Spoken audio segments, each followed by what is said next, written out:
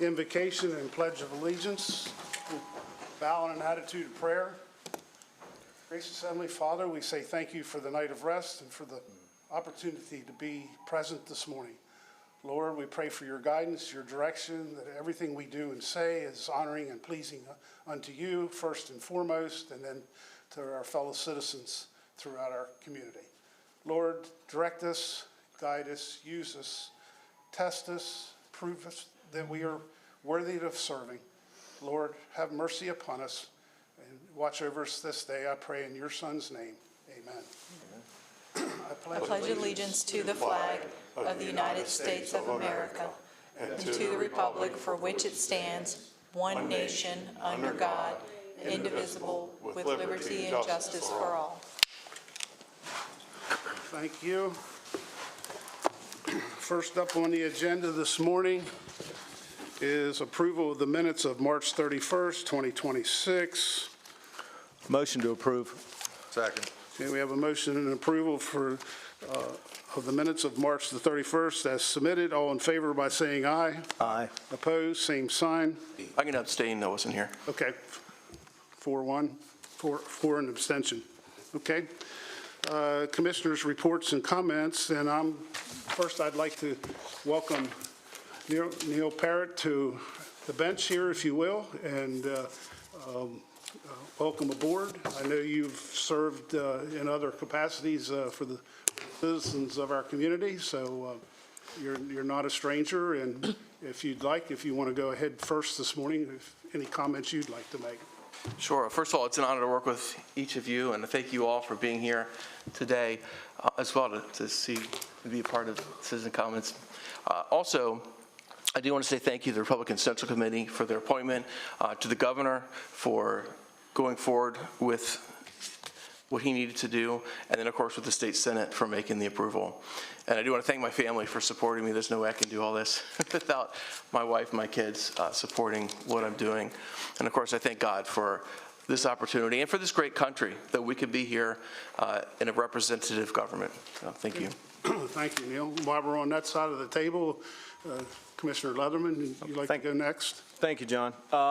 April 15th, we recognized the Washington County Teacher of the Year, Robin Papa. Robin has taught at Clear Spring. She's been with the Washington County Public Schools for 28 years, but she's been at Clear Spring. She's now teaching math. Wonderful girl, great teacher. So glad she's on our team. We had 100 teachers in Washington County that were considered for that award, and the evening was filled with story after story of great things happening in our schools. So that's my message this morning. Congratulations to Robin, but to all the teachers, thank you for your service to our students each and every day.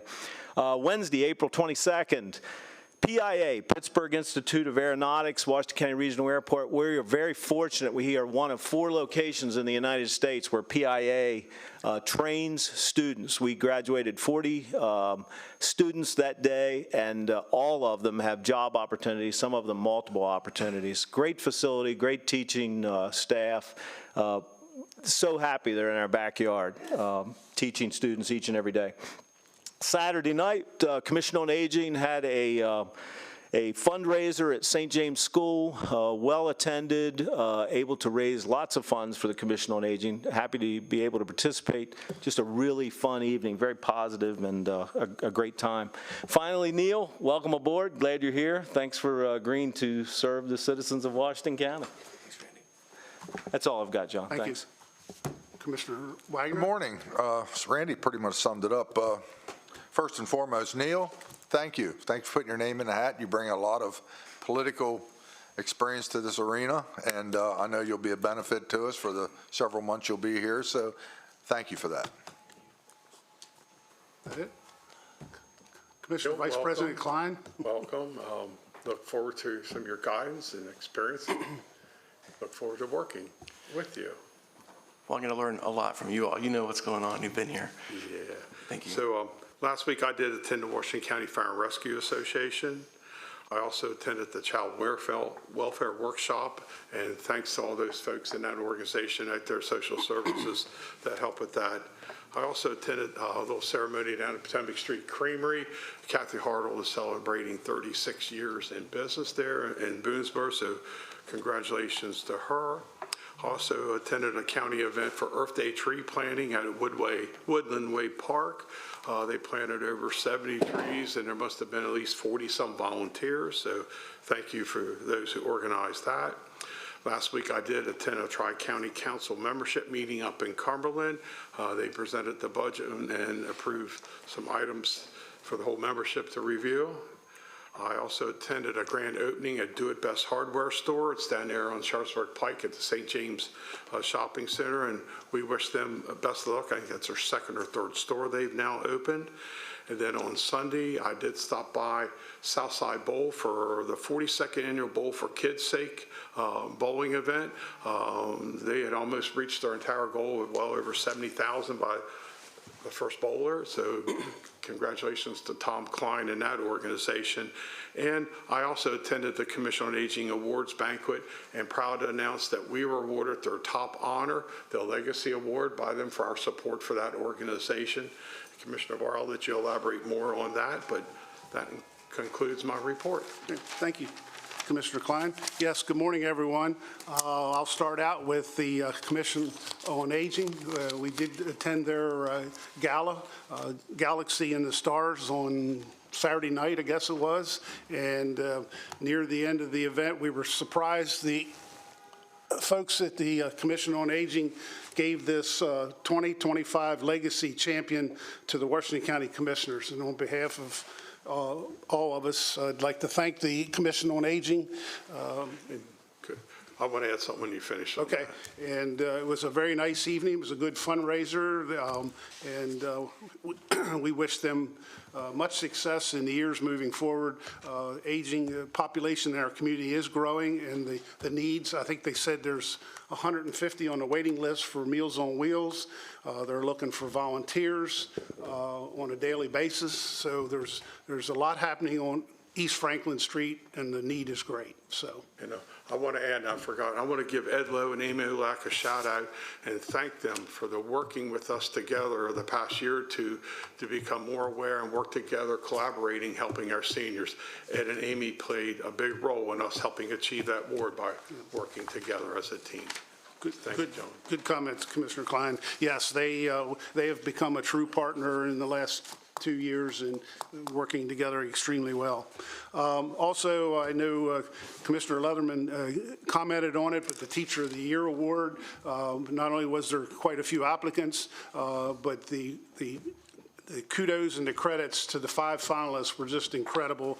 And I've known Robin. I called her Robin Kreiner early this morning, caught some stairs. I've known Robin since she was probably this tall, and she's from Clear Spring, and she's married, got two young teenage girls, maybe a little older. She's been teaching, as you've said, for 28 years. All 28 of them, I'm pretty darn sure, has been at Clear Spring. Were they really? Yep. And she not only is a teacher, she's a coach, she's a mentor. She grew up in Clear Spring, and she is definitely, she ought to get the award of Miss Clear Spring, as far as I'm concerned, on top of the Teacher of the Year. So, again, Robin Kreiner, Papa, congratulations. Well deserved. With that, we'll move right into staff comments. Michelle Gordon, you're up. All right, thank you. First, I'd like to welcome Commissioner Neil Parrott. I do look forward to working with you in the coming months. Welcome aboard. I also attended the Commission on Aging annual event and awards presentation. I attended a Mako County Administrator Affiliate meeting.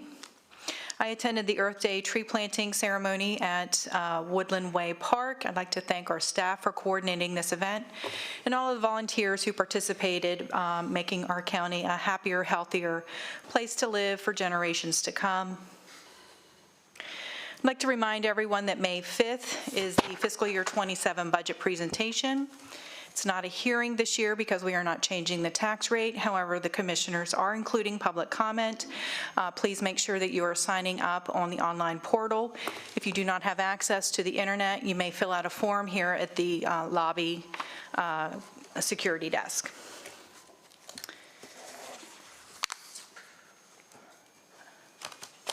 have a couple other things here. First item is, we've been getting a lot of calls regarding the Board of Education's budget. I'd like to go over some of the numbers for the last couple of fiscal years. The Board of County Commissioners has approved operating appropriation of $129.1 million, an additional appropriation for debt service and CIP of about $11.4 million, making the total appropriation for fiscal year 27 of $140.7 million. That is a 7.4% increase over fiscal year 26, which was $130.9 million. The Board of Education is a completely autonomous unit. They have the sole authority and financial authority to make decisions regarding how their budget is allocated and appropriated. The Board of County Commissioners has no input whatsoever or authority to change any of the decisions made by the Board of Education. I also want to recap information related to the federal government's purchase of a warehouse on Wright Road in Williamsport, Maryland. Washington County government was not involved in the site selection process and was not consulted by the federal government or the private entity involved in the sales transaction of an existing structure. I want to reiterate, the county was not contacted by the federal government or by the private property owner regarding the sale of this property, and any statements on social media posts to the contrary are false. This means that county officials have not been approached with a non-disclosure agreement, nor has a non-disclosure agreement been signed by any county officials related to this transaction. This is now a property owned by the federal government. As such, Washington County government has no jurisdiction, and we are not the governing body that will be overseeing this project. Many of the suggestions being made are asking the county to make potentially adverse actions against a property owner. Any action taken by Washington County would require a legal opinion and interpretation of the potential liability of all parties involved, both for the county and personally for individuals taking potentially adverse actions against another organization. Additionally, a legal opinion and interpretation would be needed regarding the hierarchy in interactions between local, state, and federal government authority and jurisdiction, all of which we are not able to comment on. On March 18, 2026, officials from the Board of County Commissioners announced additional details related to the initial meeting held with officials from the Department of Homeland Security on March 16, 2026. A quorum of commissioners was not present. That meeting marked a significant step towards enhancing knowledge sharing and opened the lines of communication regarding the Immigration and Customs Enforcement Facility in Washington County, Maryland. During the meeting, Washington County officials addressed a variety of topics, including aspects regarding community concerns and concerns regarding impact on local resources. A pilot or a payment in lieu of taxes. The meeting included discussions regarding the county's request for a pilot. DHS agreed that the federal government would make the county's tax revenue whole. No further information is available regarding this topic until contract negotiations take place between the county's attorney and DHS's attorney. Infrastructure. Discussions related to all correspondence from the county to DHS or the Trump administration addressed routine infrastructure needs related to federally funded transportation issues on Interstate 81 and at the county's airport. All requests were made in the same manner as is done annually to the FAA, the Federal Transportation Administration, and MDOT officials. Project scope. DHS indicated that the new facility will be a processing facility and that the new facility is not a detention center. The new facility was described as a booking facility where detainees would be brought for intake processing and could open up 1,125 jobs. Detainees would stay at the facility for an average of 3 to 7 days, after which they would be transferred to a detention center out of state for long-term needs. DHS anticipates that about 500 beds would be in use on any given day. However, the facility would be sized for 1,500 beds, so utilization could be higher at times, although it is unlikely to occur. For humane treatment of detainees, county officials expressed their concern for the humane treatment of detainees. DHS expressed their desire to dispel negative comments with regard to humane treatment of detainees at their facilities. DHS facilities have the highest detention standards in the country for housing, medical, and other needs. The facility will have a full complement of on-site medical staffing and will provide ancillary services. The facilities will be audited on a regular basis, both monthly and annually, for various standards by an independent third party who reviews services provided. For water and wastewater, the recent administrative order from MDE does not state anything new at this point. It reinforces the county's position that the federal government must pay for all infrastructure improvements needed for the county's sewer treatment facilities. At our meeting on March the 16th, DHS indicated that they have contracted with KVG LLC to renovate the facility in Washington County, Maryland. KVG is now responsible for all engineering and construction work related to the project, including assessment of water and wastewater capacity and infrastructure needs. Once the engineering evaluation is completed, KVG will be in contact with the City of Hagerstown for water service needs and Washington County for wastewater needs. If the engineering evaluation determines additional capacity is needed for facility operations, DHS indicated that the federal government will pay any fees required for additional water or wastewater capacity, and DHS indicated that the federal government will pay for any required infrastructure improvements needed to the Wright Road Sewage Pump Station. If additional water and wastewater capacity is needed, KVG is also responsible for providing a temporary solution for meeting the facility's water and wastewater needs until infrastructure improvements are made.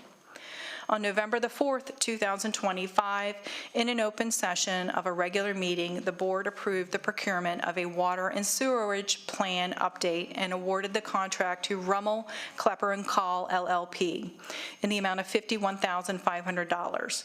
Work commenced on 12/21/2025 and is expected to be completed by the end of the calendar year.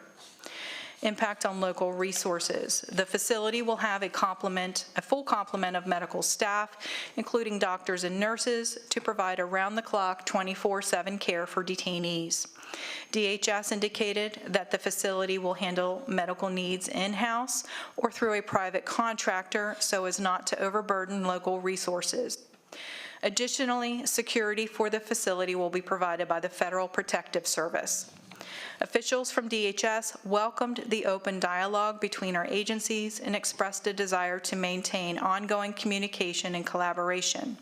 Future meetings have not been scheduled at this time, and the Board of County Commissioners is committed to ensuring that residents have all available information as it becomes available. On March the 19th, 2026, a letter addressed to the Historic District Commission, Washington County Planning and Zoning Department was received from the U.S. Department of Homeland Security. The letter provided additional information related to DHS's project, and a link to this document was posted on the county's social media pages. Elements of the site improvements mentioned in the letter include, but are not limited to, installing, upgrading, or rehabilitating existing parking areas, fencing, site lighting, landscaping, utilities, drainage, stormwater, recreation areas, and security cameras. Additionally, a prefabricated guard shack will be installed, and no site improvements are expected to be taller than the existing structure or expand beyond the current site boundaries. Modifications to the exterior and interior of the existing warehouse facility may include, but are not limited to, painting or sealing of the exterior of the structure, installing, removing, or modifying bays, repairing or replacing the existing roof or cladding materials, adding security equipment, adding exterior personnel or guest access controls, construction of holding and processing spaces, office space, public-facing visitor spaces, and installation of amenities such as cafeterias, bathrooms, and healthcare spaces.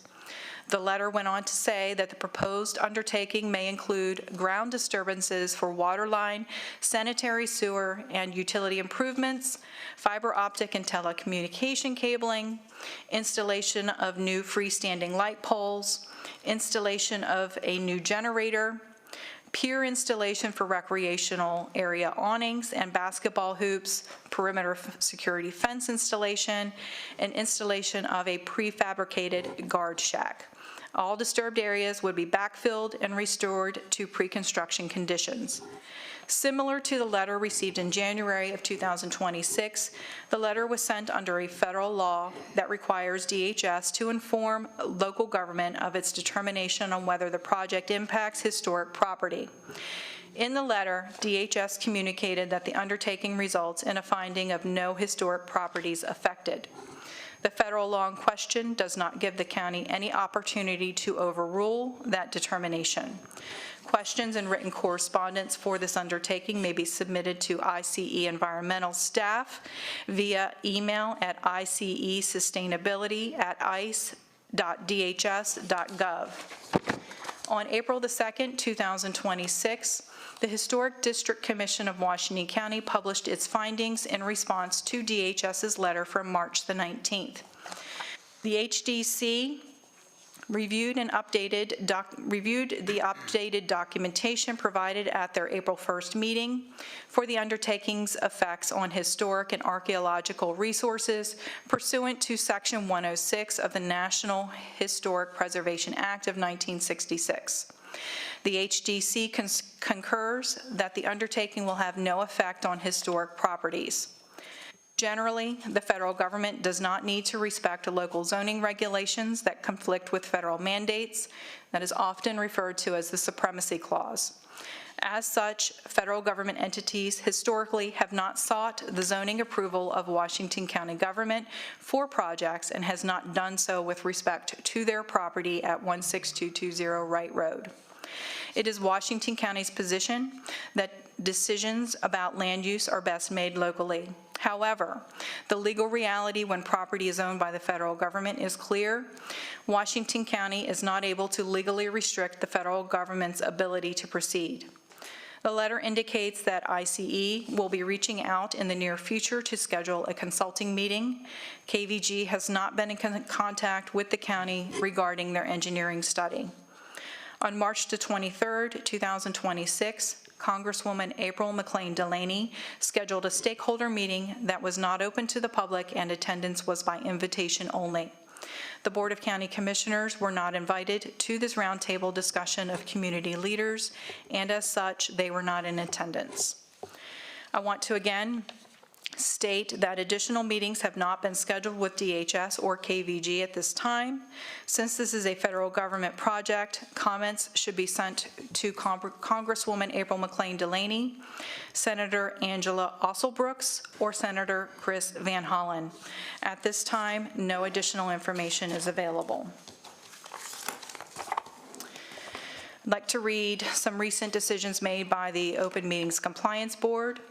20-131 from 2026 on April the 15th, 2026. The complainant alleged that the Washington County Board of County Commissioners violated the Open Meetings Act by denying him access to seating reserved for the press at the February 3rd, 2026 meeting. The February 3rd meeting drew an especially large crowd. It became clear after consulting with the fire marshal that the meeting room could not safely accommodate every attendee. The board reserved 4 seats for members of the press available on a first-come, first-served basis. The complainant asserts that he is a journalist but was denied access to a press seat, while a newspaper reporter who, the complainant says, arrived after the complainant was allowed into the meeting. The complainant alleges that he was denied entry because he has criticized the county board. The county board responds that the complainant, who arrived with a banner and engaged in a counter-protest in front of the county administration building, failed to identify himself as a member of the press or request a press seat. Regardless, the county board also asserts that by the time the complainant arrived at the meeting room, there were no seats remaining for the press or the general public. Those who could not attend the meeting in person could watch a live stream on a screen in the building lobby or on YouTube. Because of this dispute over the material facts, we cannot determine whether the board violated the act. The openness requirement does not mandate in every instance that a public body provide precisely the same type of access to every member of the public regardless of the circumstances. For example, we have found no violation when, because of space limitations, a public body permits some members of the public to observe a meeting from within the hearing room, but requires others to listen via loudspeaker outside the room, or to watch a live video of the feed in an overflow room.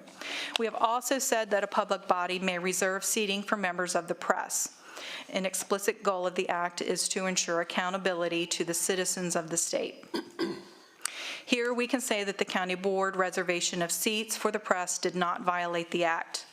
But because the complainant and the county board dispute whether the complainant presented himself as a member of the press or whether a press seat was still available regardless, we cannot determine whether the board violated the act by arbitrarily deciding who could sit in the reserved press seats. Open Meetings Compliance Board 20-139 from 2026, dated April the 22nd, 2026. The complainant alleges that the Washington County Board of County Commissioners violated the Open Meetings Act by not allowing a member of the public to bring 2 signs into a meeting. The individual in question attended the meeting after disposing of one of his signs. We find no violation of the act. Public bodies must adopt and enforce reasonable rules regarding the conduct of persons attending their meetings. We think that allowing attendees to bring no more than 1 sign into a meeting space is a reasonable rule. The act does not grant members of the public the right to participate in a meeting, only the right to observe. We think that limiting the number of signs, which may interfere with audience members' ability to observe the proceedings, protects the legitimate rights of others and is consistent with the goals of the act. We recognize the right of a public body's members and staff to conduct a meeting without distraction or disruption. We find no violation of the act. On April the 27th of 2026, complaint was raised regarding the new registration process for public comment within the board's authority to address, as Compliance Board has stated in a 2025 opinion. A public body's handling of public comments is simply not within the Act's ambit. Neither is the public body's process for registering to give public comment. Because this complaint does not raise an issue that the Compliance Board has the authority to address, this complaint will not be processed. And that's everything that I have at this time. Okay, thank you. We're about 3 or 4 minutes early here. I'll ask to take a quick 3-minute recess. We cannot start the public hearing until officially right at 9:30, correct? Okay. Correct. So take a momentary recess.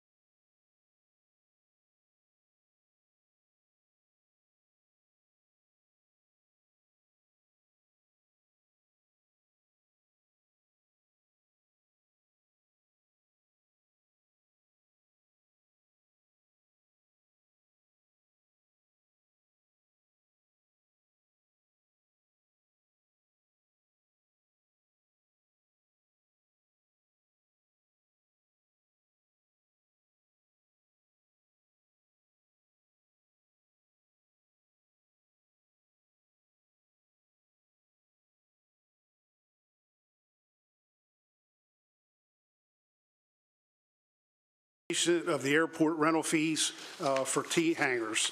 The purpose of this hearing is to hear public testimony concerning the matter. The procedure is as follows. We will first have staff introduce the matter, after which the hearing will be open to the public for comment and testimony. Each speaker will be given a maximum of 3 minutes to testify. Testimony shall be limited only to the proposed modification of the proposed rental fees. Testimony that is not relevant to the subject matter of the public hearing or that which is repetitive, disruptive, or otherwise impedes the orderly conduct of the public hearing will not be tolerated.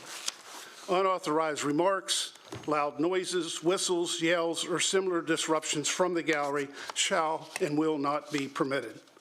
Anyone who fails to follow these rules forfeits their opportunity to testify and will be asked to return to their seat or leave the meeting. Once public comment has concluded, the hearing will close. There shall be no donating or pooling of time to allow for any one person to speak longer than 3 minutes. The commissioners may then discuss the issue and may move to adopt the proposed fee schedule for FY 2027 as presented or modified at any point following the closure of the public hearing. At this time, I'm going to ask Neil Dorian, would you please introduce the matter? Thank you, Commissioners. It's a privilege to address you this morning. So the airport is proposing as a self-supporting enterprise fund in order to balance our upcoming fiscal year 27 budget, an approximately 3% increase in our T-hangar rental charges. This helps us maintain compliance with FAA regulations, which require that we collect fair market value as a part of our grant assurances. The airport is also seeing significant increases in costs in the insurance markets. We do a good job to maintain accurate records on what aircraft are in our T-hangar units and what their values are so that we're sufficiently covered should the worst happen. And so we're seeing a year-over-year large increase of nearly $20,000 in our insurance premium costs. We're also heavily investing in the T-hangar area. We have an upcoming FAA project where bids have not yet been received, but we expect it to be a $2 to $3 million investment in repaving all those lanes that run in between the T-hangars.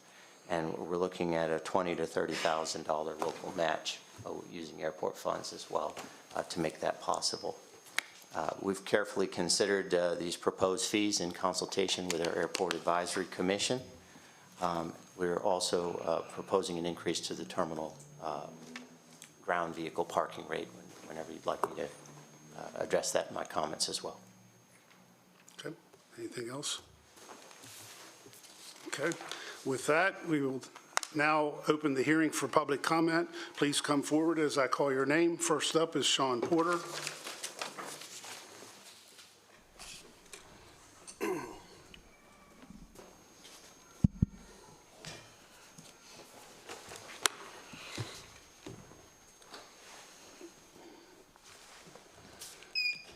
Alrighty, so you guys are planning on increasing the fees for the T-hangars over at HGR. Everybody knows aviation is expensive enough as it is. The cost of aviation fuel is on the rise with the situation in Iran. Frederick Municipal Airport tore down a whole bunch of their T-hangars years back and sent a bunch of people who can't afford the nicer hangars to come up to HGR from KFDK. They came up here because it was cheaper. They could easily go to Martinsburg. They could go to other places. If they're going to start driving to the middle of nowhere from Frederick County, they might as well go across state lines to Martinsburg. It's a lot cheaper there. They got cool military planes and stuff flying in and out of there you get to fly with. But long story short, I don't think that we should be raising fees on aviation. It's a draw to the community. There's a lot of people I know that come from Frederick to their planes at HGR. There's people that fly out of HGR. We don't need to be making it more expensive to do business in Washington County. I think the fact that we have a $10 million surplus means we shouldn't be raising fees on anybody or anything. I think the fact that you guys gave yourself an 8.14% pay raise means that you have lost the right to raise taxes on us peasants and citizens in order to support your lavish lifestyles as government hacks. So anyhow, I am 100% against this. I'm also against this for another reason. As you all know, I filed a $1 billion lawsuit against Washington County Board of County Commissioners this morning, and specifically John Barr, for defamation and for deprivation of civil rights under color of law. Like the Frederick Community College lawsuit, I expect a nice settlement out of it. And when I buy my G6, I don't want to have to pay more money for any sort of tie downs or services at HGR. I know it wouldn't fit in a T hanger, but at the same time, I think that once you start raising rates on one group of aviators, you're going to switch to the airlines. You're going to start charging everybody more fees. You're going to say, well, we raise fees on T hangers. We might as well raise them on, open air tie downs. It's never going to end. You guys just keep raising our taxes and fees while you give yourselves an 8.14% pay raise, while teachers only got a 1% pay raise for the same exact time period. I think it's ridiculous that you keep raising our fees and our taxes, and I don't support it at all. Thank you. Okay. Next up is Curtis Ray.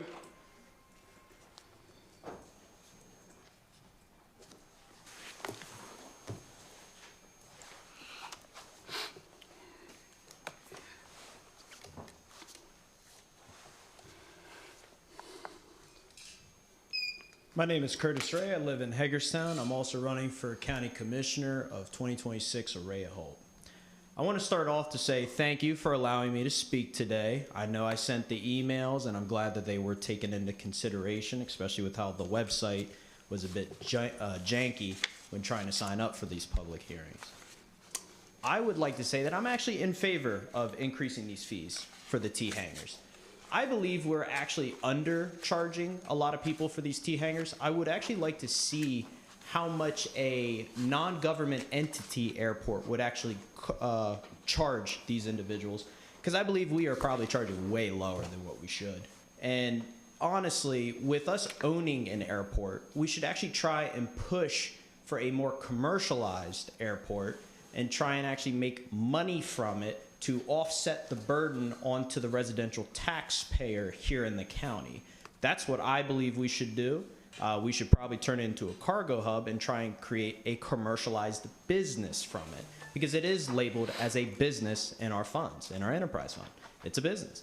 We should run it like one. And that's what I believe is our best method, and I'm actually for this. So that's it for me. Thank you. Next up is Justin Holder.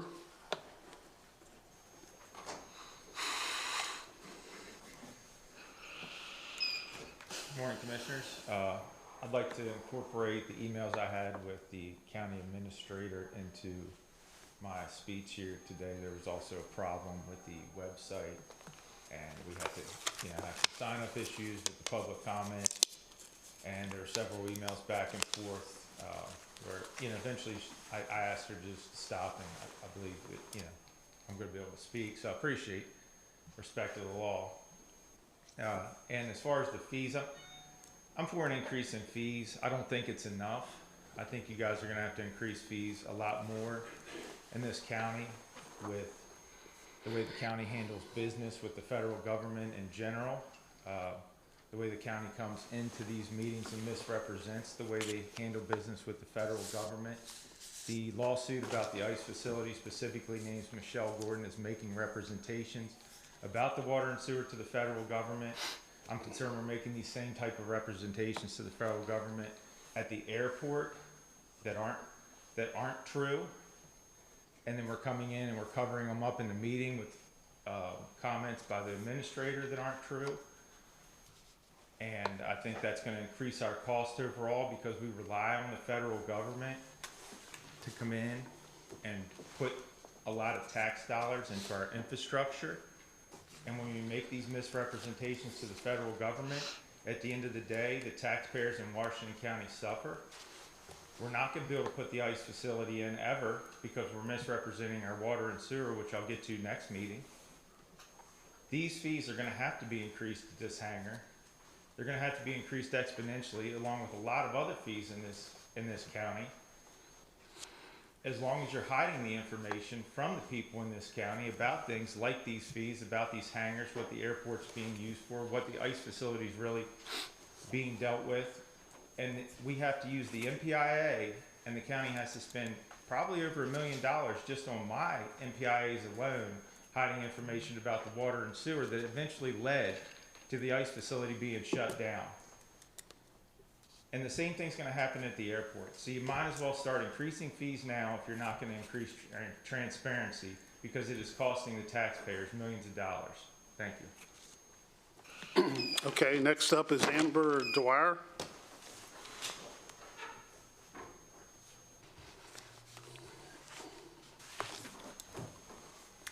Hi, my name's Amber Dwyer. I live in Smithsburg, Maryland. I grew up in Williamsport, Maryland. I've lived here most of my life, and I'm here to speak about the airport increases.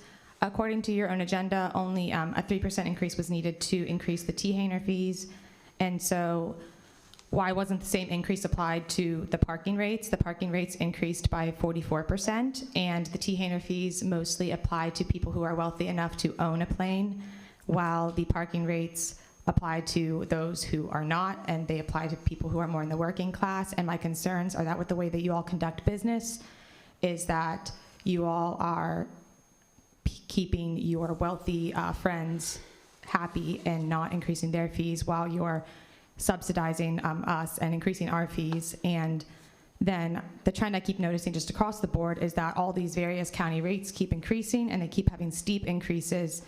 And I don't understand why you keep increasing the fees whenever you're giving yourself a raise, because if you're giving yourself a raise, you should also be able to justify where that money is coming from, and I don't want that money to be coming from my pocket, especially whenever I'm not allowed to speak at these meetings in general. And then besides affordability and everything that I already mentioned, another main concern that I have is the fact that the airport is increasing these fees and making upgrades in response to DHS purchasing this warehouse so that they can use it to fly people in and that they are detaining in and out, and that I have concerns that our fees keep being jacked up so we can subsidize your all's cruel agenda and our federal government's cruel agenda. That's all. Okay, that concludes the sign-up sheet this morning. So this concludes the public comment portion of the hearing. Commissioners, do you have any questions for staff? I do. With the parking, how full is the parking on an average day? You've got 300 spots available, right? Well, we paved the lower section. That was that grass lawn there. So we have about 700 or 800 spaces. We will mostly fill that in the summer peak, but for much of the year, we're probably 200 to 300 cars in the north paved lot closer to the terminal. So in the summer, we could go by and I could see all those spots conceivably full. Yeah, it's hard to predict, right, with the changes in the economy and the increase in jet fuel pricing. Right. We're going to likely see fewer flights than we did last year. But just what it was like in the summer of last year, several rows into that lower lot were filled with cars if you came out in July or peak periods in June. Well, it's good it was expanded because Yes. we're using it. Yep. One of the things I'd like to see is more utilization of the Hagerstown Airport, especially for our commercial flights. I know we're the third, I think, busiest airport is BWI, then Salisbury, then us. I'd like to see us be second. So one of my concerns with raising the parking rates is that it might discourage people from flying out of here and instead go out of BWI. I looked at the prices at BWI for parking, and if you park that close, it's going to be very costly. But if you go to a third-party vendor, you can get it for like $3 or $4 a day. So we'd be well above that rate. And of course, when you compare airline fees, if you're going to Orlando, Florida, you can fly Frontier Airlines by about $20 less round trip than you could fly Allegiant out of Hagerstown. Now, for most people, that may not be an issue, but I think for a lot of people, that would be where they decide just to go to BWI instead. So I'd like to keep us competitive. And so one of my questions then is, if we kept it at $5 per day, how would that affect your budget? Where would there be some shortfalls that we need to make up somewhere else? There would, because if we anticipate having 30 or 40 fewer flights, that's going to be about $100,000 less revenue coming in. And keep in mind, our situation is different from other airports in that our county staff, our airport employees are providing the service, the customer service and the ground handling services. So we're incurring those costs that those other airports don't see when the airlines handle the aircraft there themselves, and they do it with third-party vendors. So we have these costs that we continue to have to pay for. We also have a model with the ultra-low-cost carriers where we keep the rates the airlines pay to the community low, and then we go seek to collect funds where possible for parking, purchasing items in our snack bar to make up the difference. And it's really, the ultra-low-cost carriers are often looking to pay about 30% of their costs, and then that other 70% comes from the ancillary revenues like parking. If we don't collect it, then as a self-supporting enterprise fund, that money's got to come from somewhere. We still think the $7 is a really good rate, because as mentioned, the furthest parking space is only 500 feet away, and people are paying $20 to $30 a day at our competing peer airports. Even Harrisburg is getting $20 for that service. The 20 cents is just a credit card processing fee, because we're really only getting $4.80 net effectively. And then just keep in mind, we haven't touched the rate in 4 years. So we first started thinking about $5 a day in 2022. And here we're talking about rates in 2027. We understand it appears to be a big steep increase, and so the AAC had made the suggestion that if we needed to hold this rate for several fiscal years, we could offer that, give people a comfort level that it's not going to keep going up in 28 and 29 with another steep rise as well. There's just, we run the fire department, we do this with all of our people, and those costs need to be paid to keep the flights happening and possible. The credit card fee, is that new or has that been around since 2022? Well, yeah, that's how the fee is collected via credit card. And so we've just been absorbing that credit card processing fee on each transaction, and it ends up being, $25,000 or more a year in credit card processing fees. Other county departments are able to collect the credit card processing fees when they accept a payment for services. If someone wanted to park at the Hagerstown Airport further away, is there any free parking or lower cost parking, or is it really just all this, is just the one lot? Yeah, it's the one lot. First hour is free. So we encourage folks to, if you're picking up a friend, please go in the lot and wait there rather than along the curbsides. That can create a safety issue, or the crossover lane there that's south of the lower lot. But it also makes possible, picking up a loved one or friend, seeing them off, all can be done within first hour free. And then this represents the, $7.20 would be the daily maximum, so you can park all day for a fraction of Maryland's minimum wage. Very good. Thank you. Hey, Neil, I know in some cases the FAA and the carriers try to put a lot of input into this. If they put any input in, do they have any control over their thoughts on the FFA or FAA or the Yeah, Allegiant? the FAA, wants all airports to maintain a fee and rental structure that makes us as financially self-supporting as possible. So that's always our goal. They don't put a figure on it. This is what. No, because that can vary radically from one airport to another. And what's Allegiance? What is they're our biggest customer? So what do they say? Well, they offer some of the lowest fares of any airlines in the United States, and they're really being impacted by the jet fuel pricing. A year ago, it cost them $2.50 a gallon. Now it's north of $4. So they're really hurting.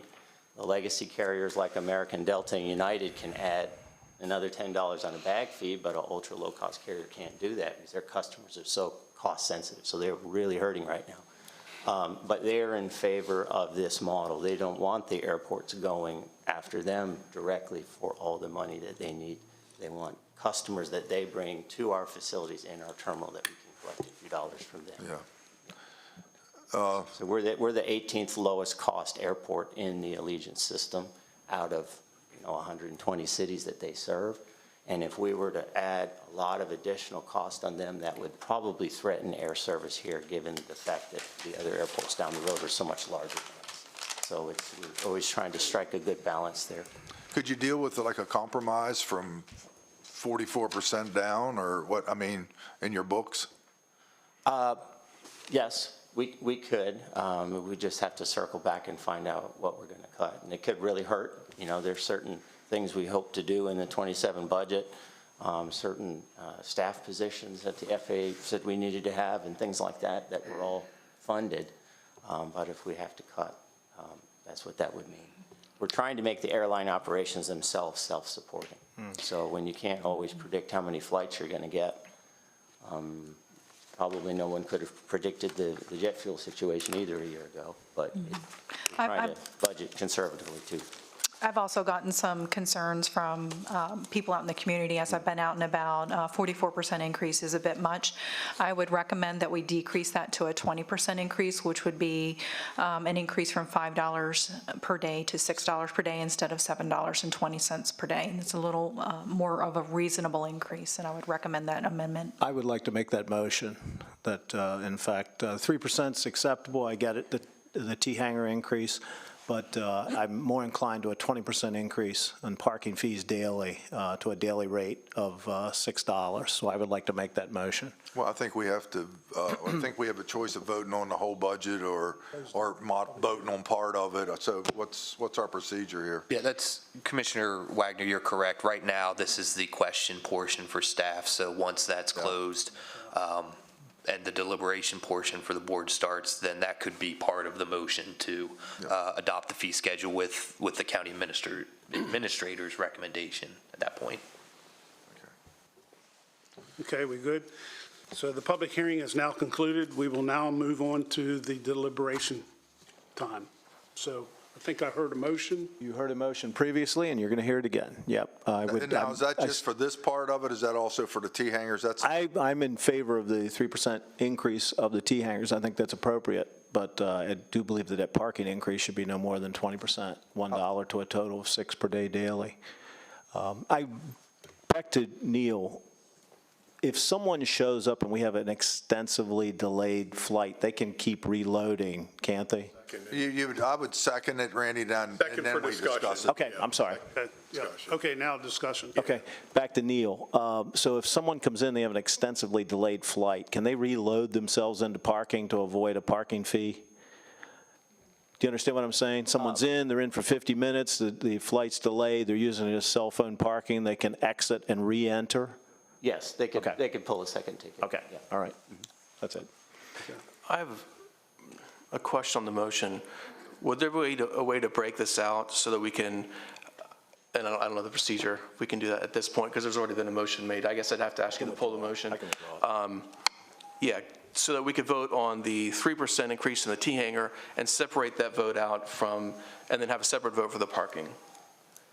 Yeah, I don't see why not. I can withdraw my motion. You could amend it, yeah, withdraw it. Amend it. Okay, well, with Want to keep it clean? Randy needs to approve. You seconded it, right? Yeah, you'd amend it to just on the parking, the T-hanger. Okay. Yeah. My motion then is to increase the T-hanger fee 3% for fiscal year '27. Second. Okay, we have a motion second. All in favor by saying aye? Aye. Opposed, same sign, 5-0. Okay, now, And can I explain my vote? I know that it's an increase, but when I looked at the inflation rate just in the last year, it's been a little bit under 3%, about 2.9%. And we haven't finished yet. It raised a little bit in March. But I will just make a comment. The inflation rate is much, much lower under the Trump administration than it was under the Biden administration. And I think that's why we're only raising these rates 3%. That's good. Second motion. Second motion would be to increase the parking fees daily 20% to a total of $6 per day.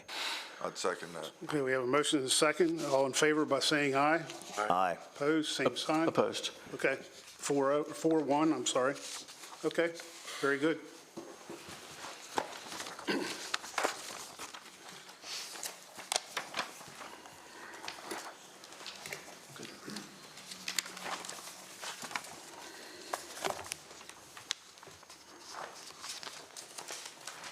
Thank you. Thanks, Neil. Oh, yeah, I'm sorry.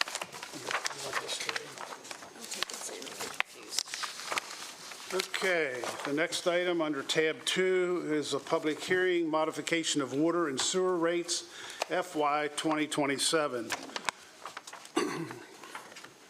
The purpose of this hearing is to hear public testimony concerning the matter. The procedure is as follows. We will first have staff introduce the matter, after which the hearing will be open for public comment and testimony. Each speaker will be given a maximum of 3 minutes to testify. Testimony shall be limited only to the proposed modification of the water and sewer connection fees. Testimony that is not relevant to the subject matter of the public hearing or that which is repetitive, disruptive, or otherwise impedes the orderly conduct of the public hearing will not be tolerated. Unauthorized remarks, loud noises, whistles, yells, or similar disruptions from the gallery shall not be permitted. Anyone who fails to follow these rules forfeits their opportunity to testify and will be asked to return to their seat or leave the meeting. Once public comment has concluded, the hearing will close. There shall be no donating of time or pooling of time to allow for any one person to speak longer than 3 minutes. The commissioners may then discuss the issue and may move to adopt the proposed fee for FY 2027 as presented or modified at any point following the closure of the public hearing. At this time, I'd like to turn it over to Kelsey Mace and Dave Mason. Would you please introduce the matter? Morning, Kelsey Mace, Chief Financial Officer. Dave Mason, Interim Director, Environmental Management. And we're here before you requesting an increase in connection fees for both the water and sewer funds. We are requesting a $600 increase in the water connection fee from $3,200 to $3,800 and a $1,700 increase to the sewer connection fee from $8,600 to $10,300. These increases average about 20% each. Okay, anything else? Okay. We will now open the hearing for public comment, and as I call your name, please come forward to the podium. First up is Sean Porter.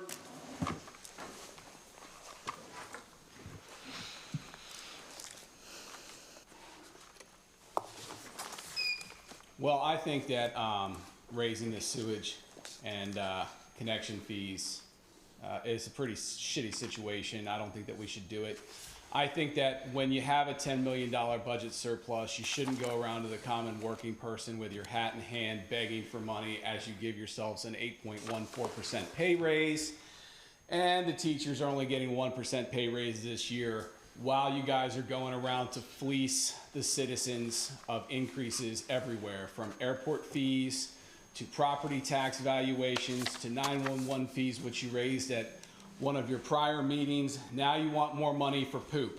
I don't know where you draw the line, but again, I feel that this is a pretty crappy thing that you're doing to the citizens in Washington County. And I just wonder when all these fee increases are gonna stop. I mean, you guys spend money on lawyers like it's nobody's business. You spent more than $40,000 to sue citizens. Now you're raising the fees to cover your legal fees. It doesn't make any sense that the government can sue private citizens with taxpayer dollars on their personal behalf, like Commissioner John Barr did with me, which he lost, and then raise sewer fees to try to compensate for paying undereducated attorneys that get beat by 9th grade idiots who pull their pants down at public meetings. It's ridiculous that you're going to the common working man saying, we have a problem, we need to raise the fees, or you're not going to be able to take a poop. That's literally what you guys are doing. Every single time I come to these meetings, you're asking for more money. You're giving yourselves pay raises. You're spending infinite amounts of money on legal fees to hide public records and documents from people like Ken Buckler and Justin Holder, who are simply doing their due diligence as citizens to oversee the government and to report on it. And instead, you don't cut back on any of the bad acts that you're doing that cause you to get sued, like you got sued for $1 billion this morning. Instead, what you do is you go to working class people, the people that can afford it the least, and you raise their fees. Everyone in this county knows if you have money, you have a septic system. You're not in the sewer grid. The people that make the least money are on public water and sewer. So this is literally an attack on the working class of Washington County by the elitists who have septic systems, like Commissioner John Barr. And again, I just think it's pretty shitty that you're sticking it to the working man, John Barr, especially in an election year. Who the hell would vote for you? Have a great day. Next up is Justin Holder.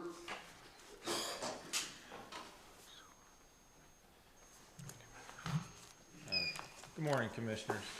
I'm going to expand on a little bit of what the last speaker said. And it's been about 6 years I've been working on this county with the MPIA on water and sewer issues. And I believe the June 3rd, 2020 comp plan meeting, I directly charged the county with fraud as it relates to their water and sewer plan.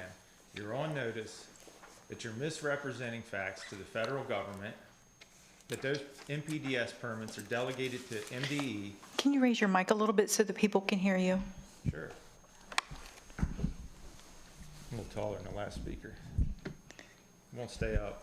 Can you pause that, so we can fix, I can't get the mic up. yeah. Can you help me? She's there, she's got you. Thanks.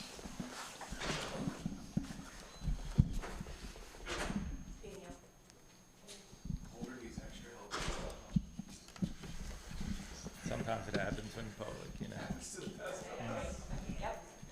We just want to make sure you can be heard. I appreciate that. Yeah, it's right there. There we go. All right, so I directly charged the county on June 3rd, 2025 comp plan with fraud, and you guys threw me out of the meeting. And then you sued us as citizens. You suppressed public information. It's probably cost $1 million. These connection fees, you're gonna have to raise them a tremendous amount to put the water and sewer in. The MDE administration order that came out requires that you guys have a full county plan. You can't just continue to defraud and misrepresent that plan to the federal government. You guys are gonna have to install sewer to a multitude of properties. It's gonna cost millions and millions of dollars. And if you don't, you're never gonna get your ICE facility, and you're probably not gonna get other development because it's gonna expand throughout the county and shut down development throughout this county because you guys chose to cover up a 30-year fraud on sewer because a certain commissioner didn't get $5,000 for a personal favor. That's what I think's going on, is commissioners are handing out water and sewer to their friends. They want the system, they want the map to be messed up so they can make backroom deals and shady business deals, because that's how commissioners are making their economic gains. They're making friends, handing out water and sewer to everybody. Well, you know what? It's a public good. And we shouldn't be politicizing water and sewer to shut down ICE facilities any more than we should be politicizing water and sewer and giving it to our friends. And you know what the environment thinks about it? The environment says, fuck you, John. God hates you. Next up is Amber Dwyer.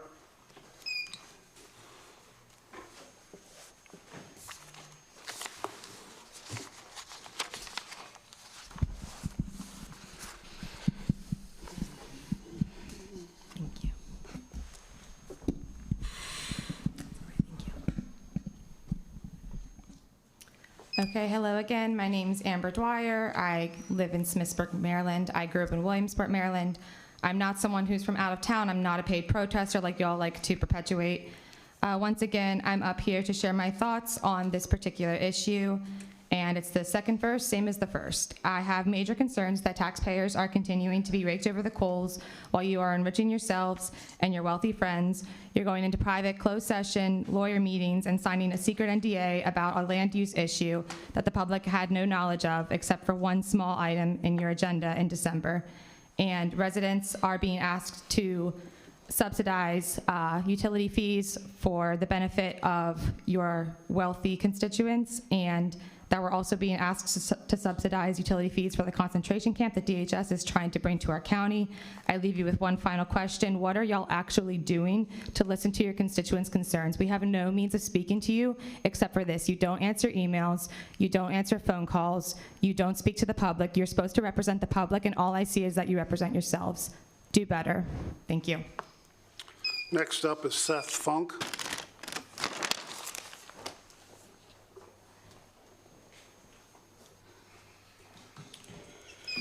My name is Seth Funk. I live in Williamsport. This puts me less than a mile from this proposed warehouse, which I watched go from an empty eyesore to a black mark on our community, all without any word from this body until the community forced their hand. We were forced to expose your lies, secret meetings, and your betrayal of your oaths to serve and advocate for the people of Washington County. Mr. Funk, Yes. Mr. Funk, excuse me, but you're off topic. I'm not. This is a public hearing for water, or for rate increases. The rate increases which are going to go for this ICE warehouse to continue No, operating. sir, no.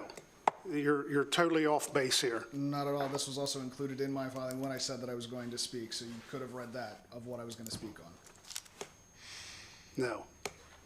No? No. For what? It was It's irrelevant when I to cited what I this. was going to speak. Your comments at this point so far have been irrelevant to this subject matter. No more relevant than anybody else's here? You're arguing with me. Mr. Funk, please sit down. Your time is up. Okay? Thank you. That concludes the public comment portion of the hearing. Commissioners do not have any questions. I signed up for public hearing. No, you did not, sir. I made sure You're- to. you're- I have an email. I 100% No. signed up. He has an email that tells him that he needs to use the portal, and he is not registered. Right, you're not on this list. Incorrect. I have emailed and I was signed up to speak on this because I know that the sewer Mr. Ray, please sit down. epidemic in our Mr. Ray, now. please I need to speak. stop. I'm telling you now, I signed up. Mr. Ray, I'm asking you to sit down. I was being very kind. I'm going to ask you one more time, and I'm going to, Why can't you show the email to you? Show the email. Yeah. Show the email. no, we're not, How about that? no, we're not going to sit here and argue. Please sit down and be quiet, or I'm going to ask the deputies, I'm going to ask to have him removed. This is a big deal for me. The septic trespass. and the sewer issue is a main problem in our county, especially from Eastern Boulevard to Smithsburg and from Robinwood to Smithsburg. They do not have a septic reserve area.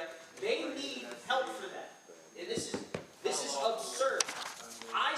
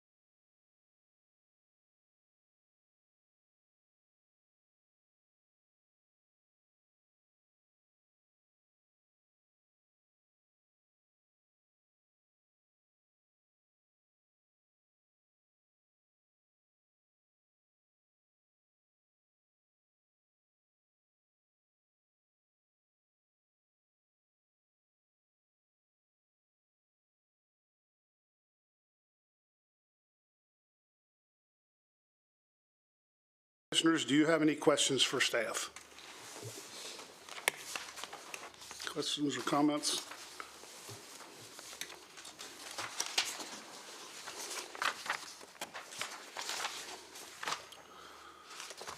Any? Okay, no comments.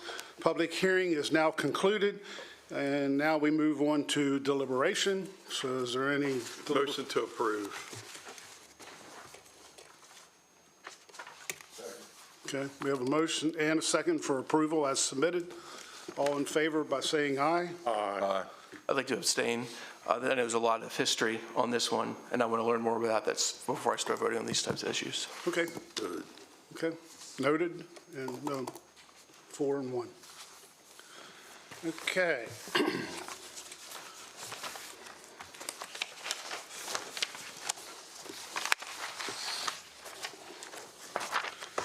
Next item is our third public hearing this morning.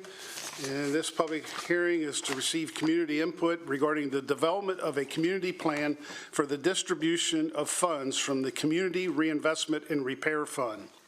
The purposes of this hearing is to hear public testimony concerning the matter. The procedure is as follows. We will first have staff introduce the matter, after which the hearing will be open for public comment and testimony. Each speaker will be given a maximum of 3 minutes to testify. Testimony shall be limited only to the topic of the public hearing. Testimony that is not relevant to the subject matter of the public hearing, or that which is repetitive, disruptive, or otherwise impedes the orderly conduct of the public hearing will not be tolerated. Unauthorized remarks, loud noises, whistles, yells, or similar disruptions from the gallery shall not be permitted. Anyone who fails to follow these rules forfeits their opportunity to testify and will be asked to return to their seat or leave the meeting. Once public comment has concluded, the hearing will close. There shall be no donating or pooling of time to allow any one person to speak longer than 3 minutes. The commissioners may then discuss the issue and may move to approve or deny the proposed framework or defer action to a later date for further deliberation. At this time, I'm going to ask Maria Kramer, would you please introduce the matter? Good morning, Commissioners. Maria Kramer, Director of the Office of Grant Management. Allison Hartshorn, I'm the Opioid Restitution Fund Manager. The purpose of this public hearing is to receive public comment on the Community Reinvestment and Repair Fund, including input gathered through the public survey regarding how funds should be distributed and managed. Following the close of the public hearing, the Board of County Commissioners may choose to approve or deny the proposed framework or defer action to a later date for further deliberation. I'm going to give you a little bit of a background.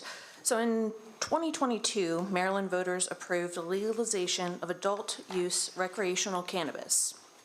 As part of the legislation, a portion of cannabis sales tax revenue is directed to the Community Reinvestment and Repair Fund. The purpose of the CRRF is to reinvest in communities disproportionately impacted by the enforcement of cannabis prohibition prior to July 2022. In Washington County, as identified by the Maryland Office of Social Equity in consultation with the Office of the Attorney General, the restricted funds may be used for initiatives serving zip code 21740, which includes portions of the city of Hagerstown and surrounding unincorporated areas. The funds may be used for community-based initiatives benefiting low-income communities, programs serving disproportionately impacted areas as defined in Section 36-101, and administrative expenses necessary to implement and manage the program. Funds may not be used for law enforcement agencies or activities. Additionally, funding must supplement, not replace, existing local government funding. The legislation requires Washington County to establish guidelines for distribution and management of the CRRF funds. This includes seeking input from the community members, stakeholders, and using that input in the development of the community plan for the distribution of the funds and holding the public hearing to present that plan. The following presentation outlines the proposed community plan. Could you move on to the next slide, please?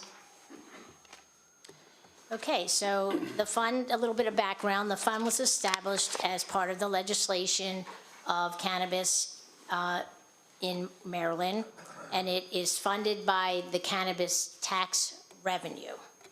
The purpose of the fund is to provide funding to organizations that serve communities that were most impacted by the disproportionate enforcement of the cannabis prohibition.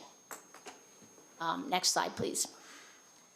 As stated earlier by Allison, there are 3 approved uses of the CCRF funds: community-based initiatives and programs serving disproportionately impacted areas. Now, I want to identify a little clearer what that is. Those are the areas that are identified by the Office of Social Equity as the geographic areas that had 150% or more of the state's 10-year average for cannabis charges. So in Washington County, that was the 21740. It can also be used for administrative expenses to manage and implement the funds. Next slide, please. Okay, as I said earlier, the funds are proportionally allocated by counties in Maryland and determined by the number of charges over that 10-year time period. As I said, the funding was restricted to zip codes that exceeded 150%, and that was 21740, and that had 5,169 cannabis charges for a proportional rate of the taxes of 2.04%, 11th out of the 24 Maryland counties. So Washington County was 11th out of the Maryland counties.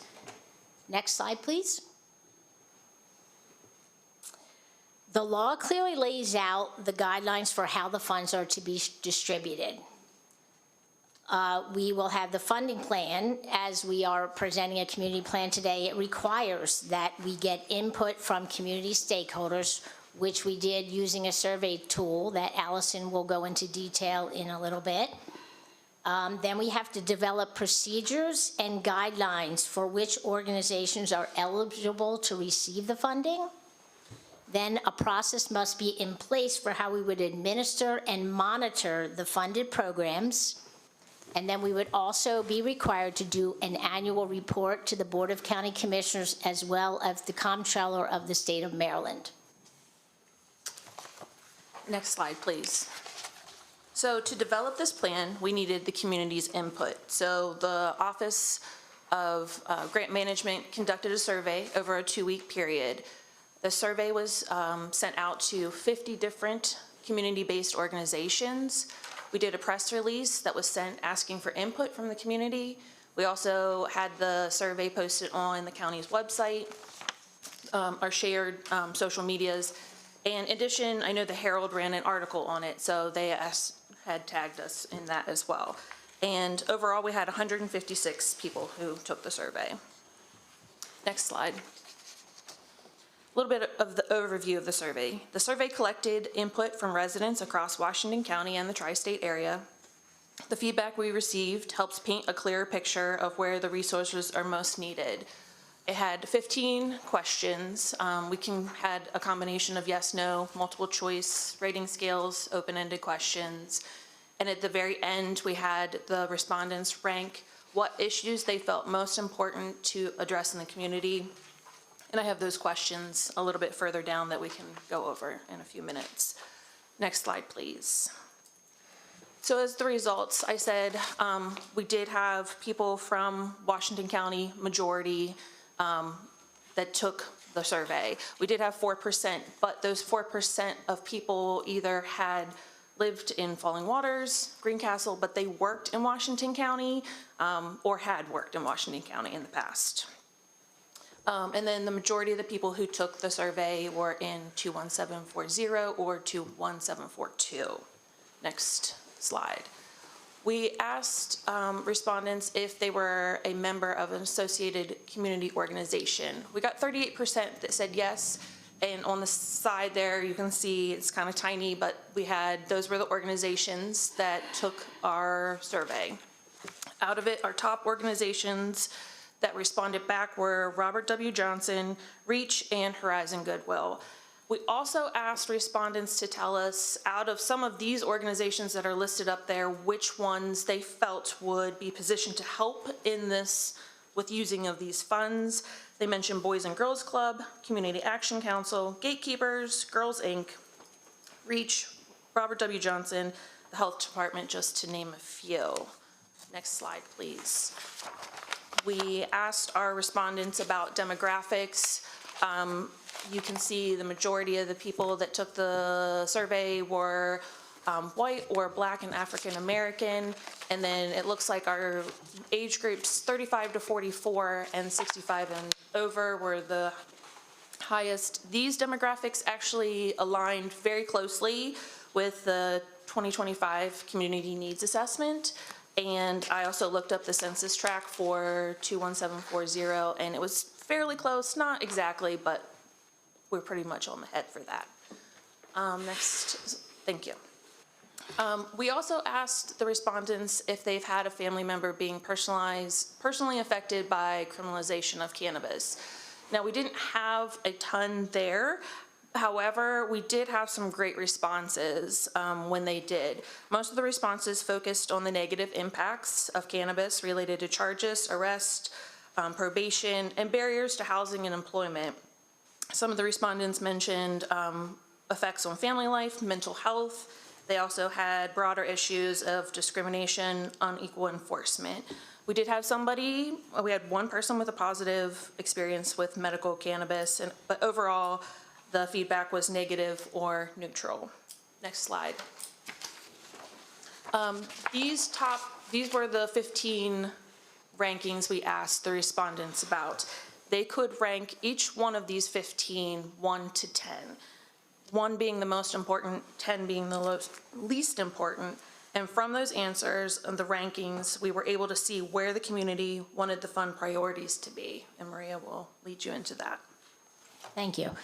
So what's important about that is for community input in understanding and leaving the survey with some open and ability for them to choose and rank gave us a good top funding priority view of what the community is feeling like. So there are 7, next slide please, I'm so sorry, next slide please.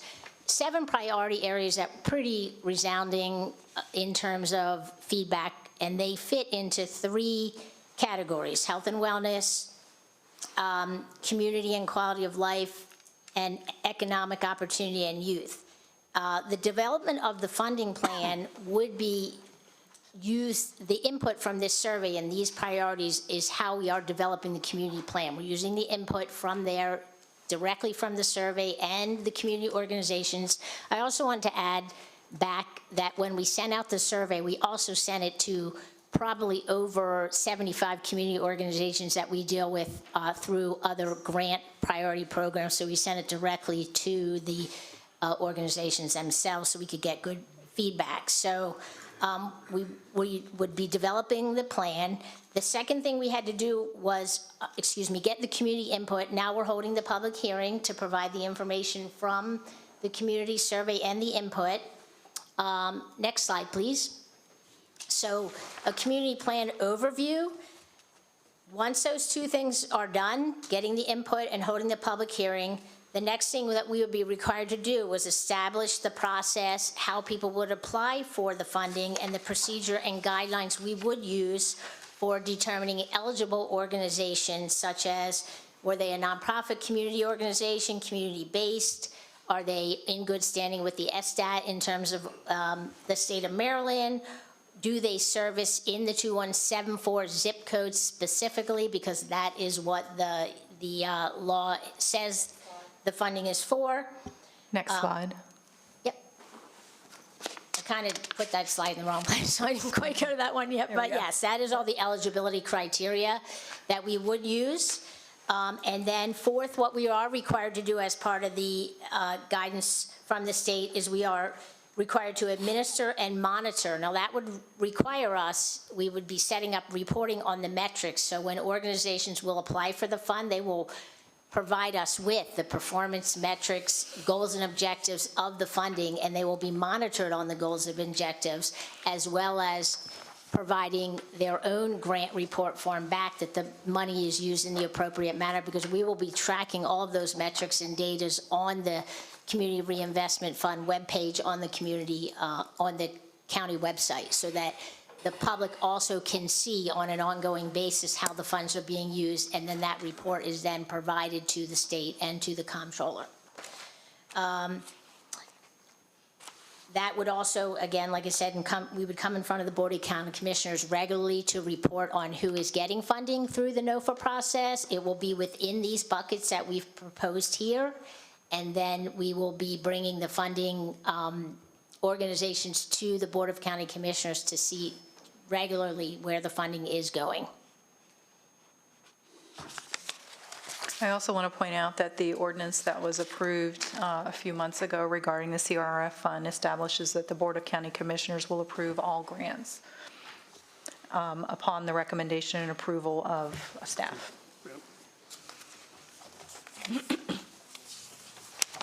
Okay. Okay. Thank you, Maria. Thank you. With that, we will now open the hearing for public comment. Please come forward as I call your name. First up is Sean Porter.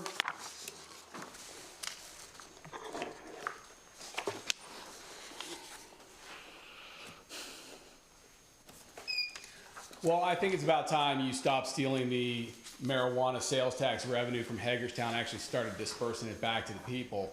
I believe you're only doing this because we kept having public comment after public comment at the city of Hagerstown, because you banned free speech here, John Barr, about this issue, about the fact that you were taking the marijuana money that should have been dispersed to the city of Hagerstown. The most affected zip code is 21740, which everyone in this area knows is in fact Hagerstown. So I am in support of you giving the sales tax proceeds that came from Governor Moore, a guy you endorsed for office and donated $250 to on August 1st, has given to the counties as part of like a redistribution of the proceeds to go to the people who are most affected by marijuana arrests. Essentially, you've been holding it in like a bank account. Michelle Gordon's had it the whole time. You know, she was actually fired by the city of Hagerstown or forced to resign for embezzling money for a Vegas trip. But long story short, I'm glad the city of Hagerstown is getting the money back. It's about time. The citizens should have been getting it this whole time instead of it sitting on your books, making you guys look more fiscally healthy than you actually are. I believe it was accounting fraud that you were pulling there, John Barr. But anyway, the city of Hagerstown and the people in the city of Hagerstown most affected by marijuana prosecutions should actually get that money that's earmarked for that purpose. I don't know why the county would be holding it. I don't think Commissioner John Barr has ever been arrested for anything, judging by the bow tie. Anyhow, I would like to now artistically express my deep, heartfelt political belief as to your policies that led you to withhold this money for all this time, because again, I've been speaking about this for about a year. So now I'd like to artistically express to you exactly what I think about your policies of withholding money from the citizens. No, stop doing it, John. This is not the only issue in which you are withholding funds from the citizens or stealing from the people. And again, you shouldn't be elected. You voted for Wes Moore. You're a shame to the Republicans. You're a traitor to your own people, and I don't like you. Thank you. Next up is Justin Holder.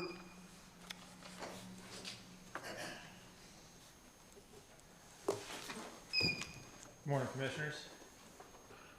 I'm speaking as a member of the Libertarian Party. I've been a member of the Libertarian Party since 1995.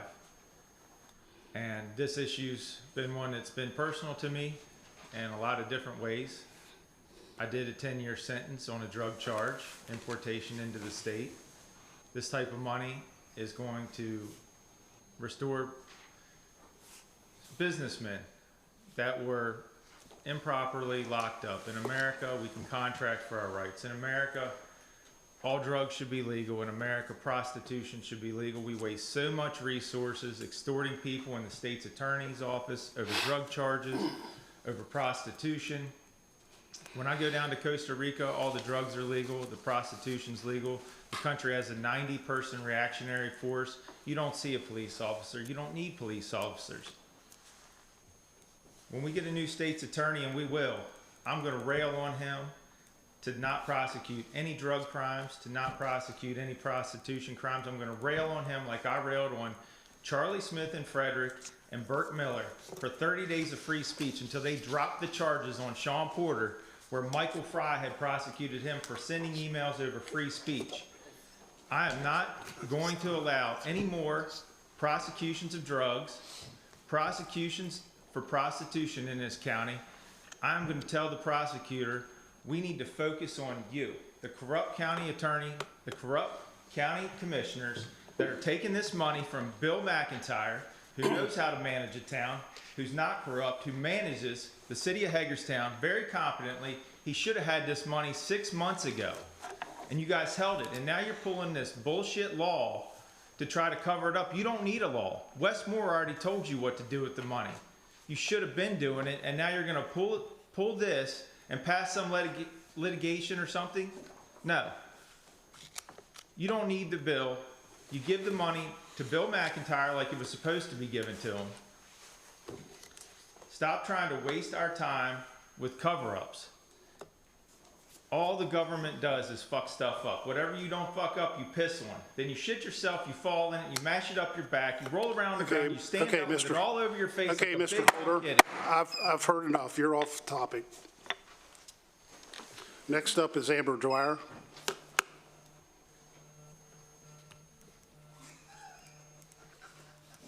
I'm going to call one more time, Amber Dwyer. Okay, Michael Farrell.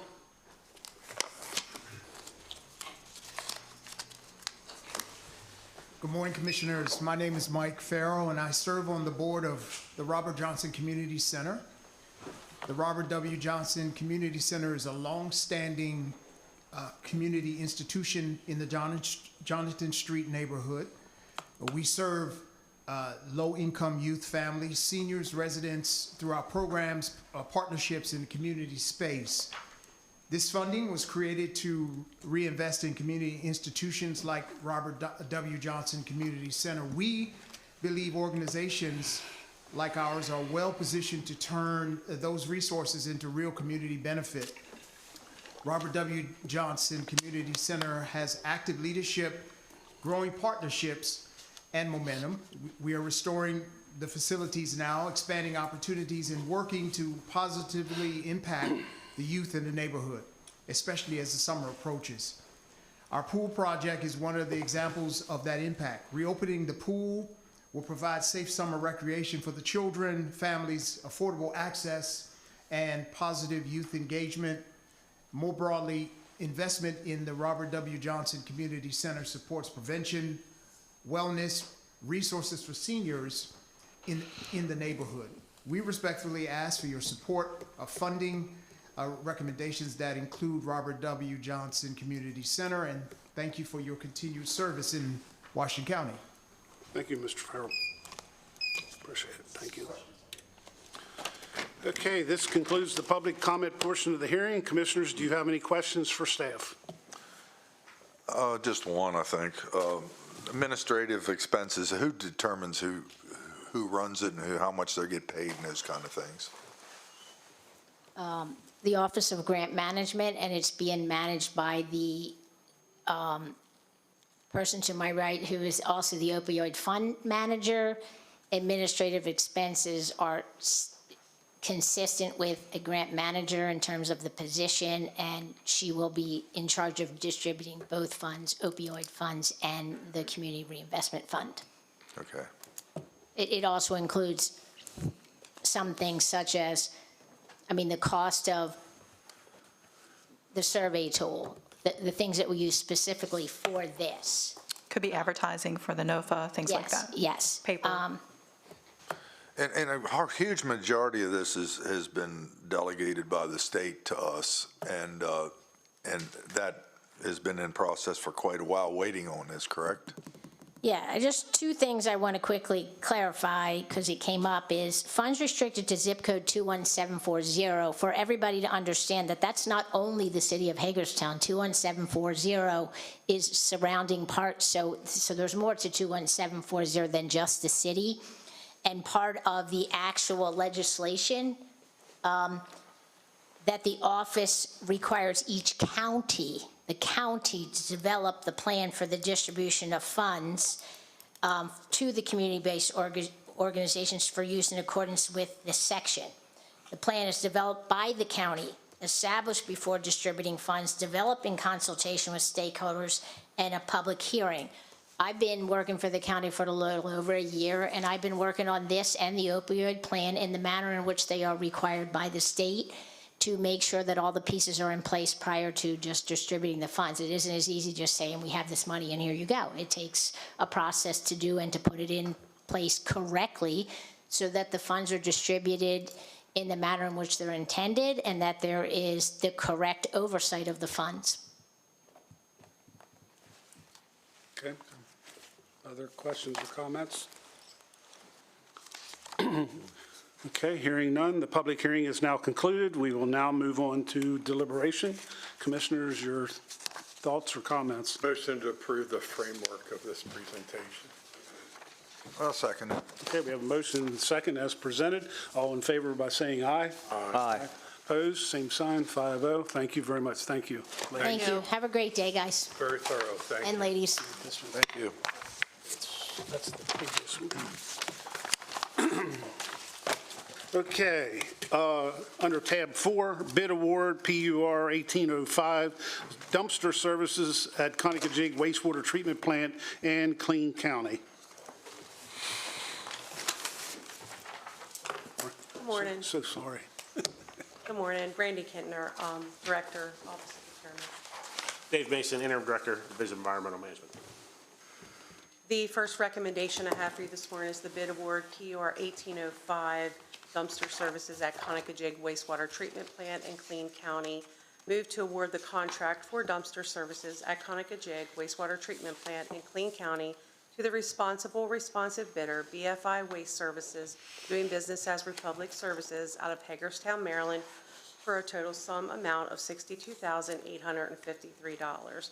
The required services are for the removal and disposal of waste from the above reference site.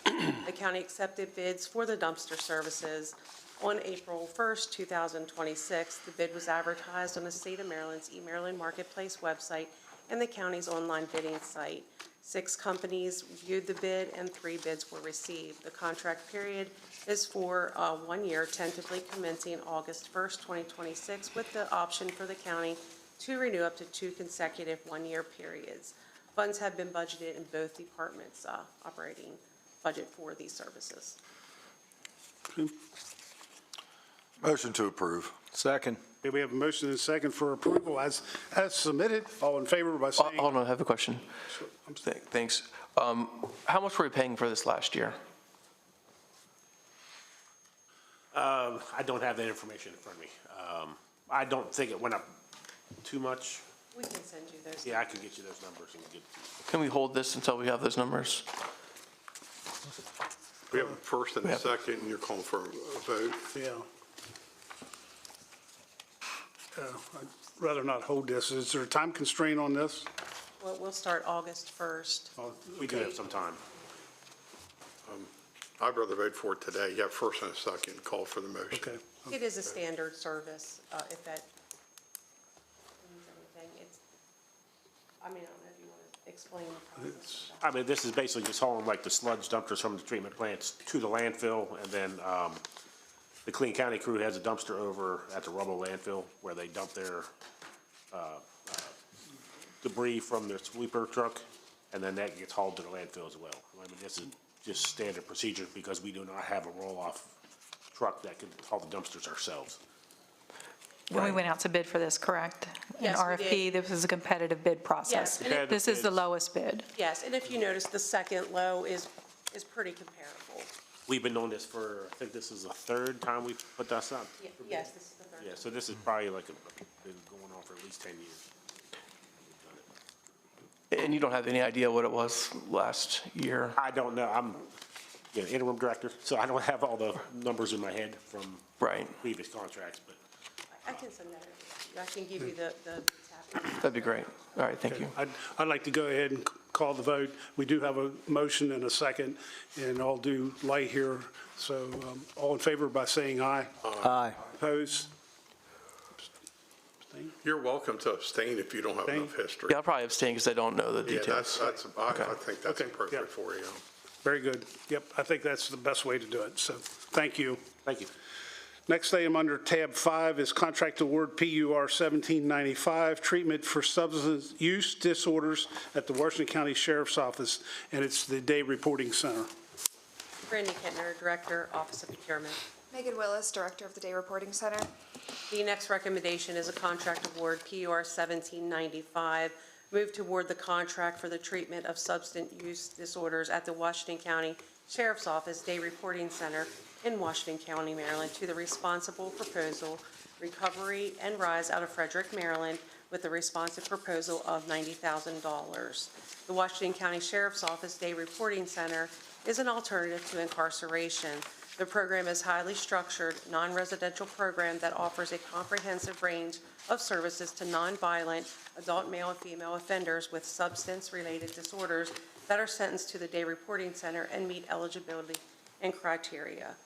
The contract is for an interim commencing on July 1st, 2026, ending on June 30th, 2027, with the option for the county to renew up to 4 consecutive one-year periods.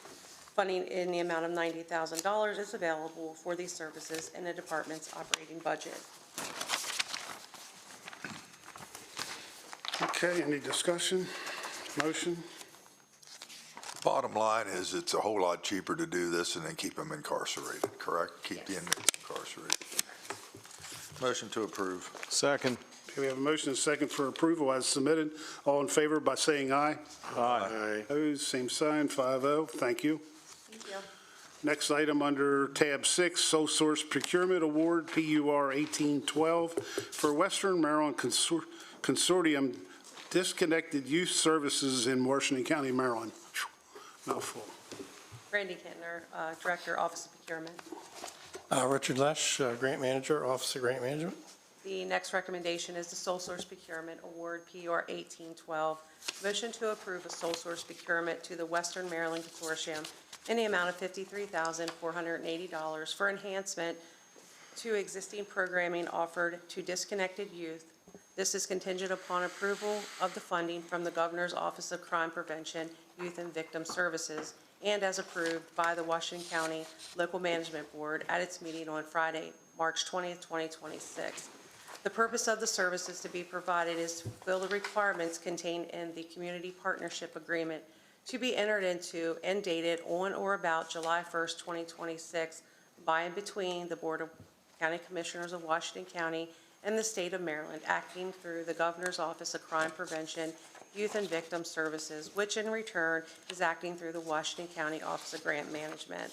The contract is for a period of 1 year commencing July 1st, 2026 and ending June 30th, 2027, with the option to renew for 2 consecutive 1-year periods. The Office of Grants Management wishes to apply sections 1 through 106.2A and 1 of the Code of Local Public Laws of Washington County to this procurement requested. This section states that a sole source procurement are authorized and permissible when only one source exists that meets the county's requirements. Sections 1 through 106.2B and 2, this request requires approval of 4 out of 5 county commissioners to proceed with the sole source procurement. The funding is allocated in the amount of $53,480. This is at no cost to the county.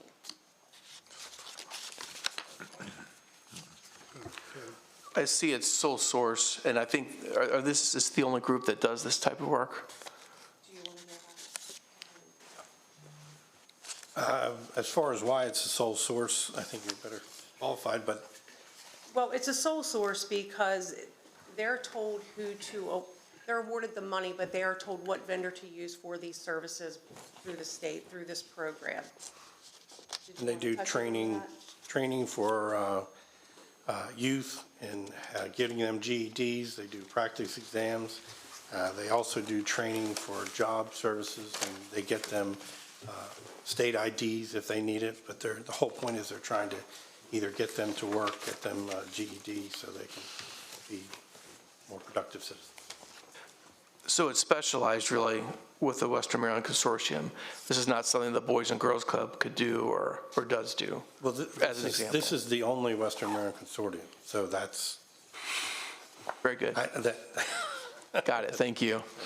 And just so you know, the next two are the same. They're awarded to a particular vendor through the state for the monies that are awarded to Washington County. We're the conduit, basically, from the state funds. It's a pass-through grant. Yeah, it passes through the county. Then I go ahead and make a motion to accept this. Okay, we have a motion, we have a second. Ready to vote? All in favor by saying aye. Aye. Opposed, same sign, 5-0. Thank you very much. Next item under tab 7 is sole source procurement award, PUR 1813, school-based health centers. Randy Kentner, Director in the Office of Procurement. And Richard Lesh, Grant Manager, Office of Grant Management.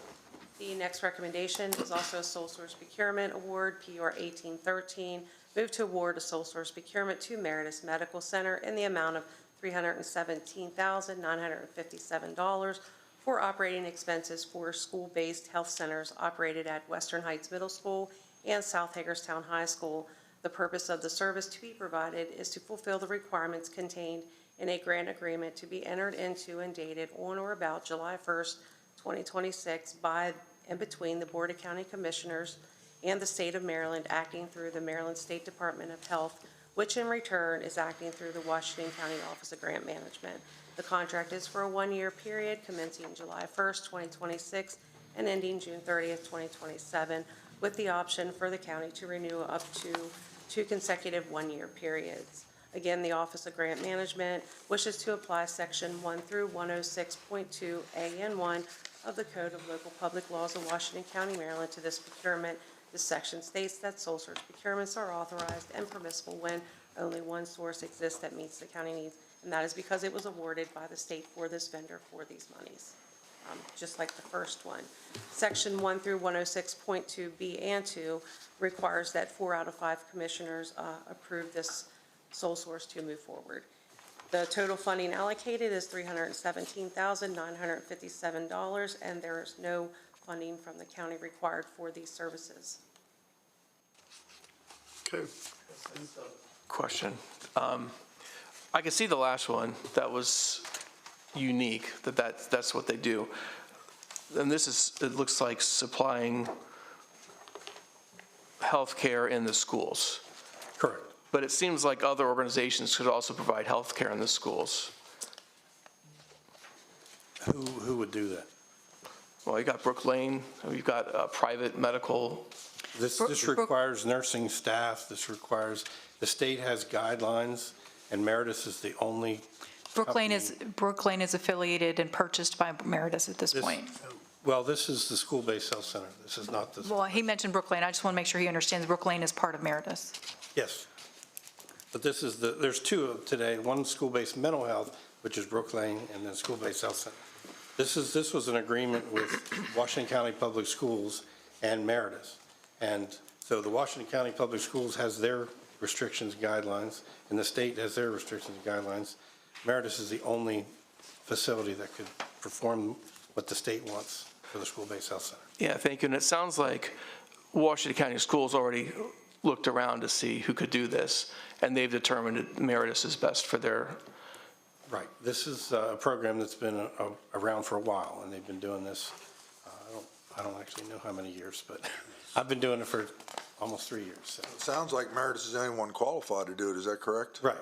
Most importantly, the state has approved this vendor for these monies to be spent for these services, and that is why that is considered a sole source. They're told where to spend that monies with what vendor. It's not that we would send it out for a competitive solicitation. In order to have the funding, they have to use the approved vendor. And they only have one approved vendor. They only approve that vendor for those monies, yeah. All right, thank you. Okay. Do we have a motion? Motion to approve. Motion and second for approval as submitted. All in favor by saying aye. Aye. Opposed, same sign. 5-0. Thank you. Next item under tab 8, once again, is Sole Source Procurement Award, PUR 1814, School-Based Mental Health Program in Washington County, Maryland. Randy Kintner, Director in the Office of Procurement. And Richard Lesh, Grant Manager, Office of Grant Management. The last recommendation is also a sole source procurement award, PUR 1814. Move to award a sole source procurement to Brook Lane in the amount of $283,335 for operating expenses for the school-based mental health program. This is contingent upon contract approval and funding awarded from the Maryland Governor's Office of Children, and was approved by the Washington County Local Management Board at its meeting March 20th, 2026. The purpose of the services to be provided is to fulfill requirements contained in a community partnership agreement to be entered into and dated on or about July 1st, 2026 by and between the Board of County Commissioners and the State of Maryland, acting through the Children's Cabinet Interagency Fund, which in return is acting through the Washington County Office of Grant Management. The contract is for a one-year period commencing July 1st, 2026 and ending June 30th, 2027. Again, the Office of Grant Management wishes to apply Section 1 through 106.2 and 1 of the Code of Local Public Laws of Washington County to this procurement, which states that only one source exists that meets the county's requirements. This also does require 4 out of 5 commissioners to proceed with this procurement. Funding is allocated in the amount of $283,335. No county funds are being requested. Okay. Motion? Motion to approve. Okay, we have a motion and second for approval as submitted. All in favor by saying aye. Aye. Opposed, same sign. 5-0. Thank you. Thank you. Next item under tab 9 is bid award renewal, PUR 1552, mattress bed base removal and disposal recycling.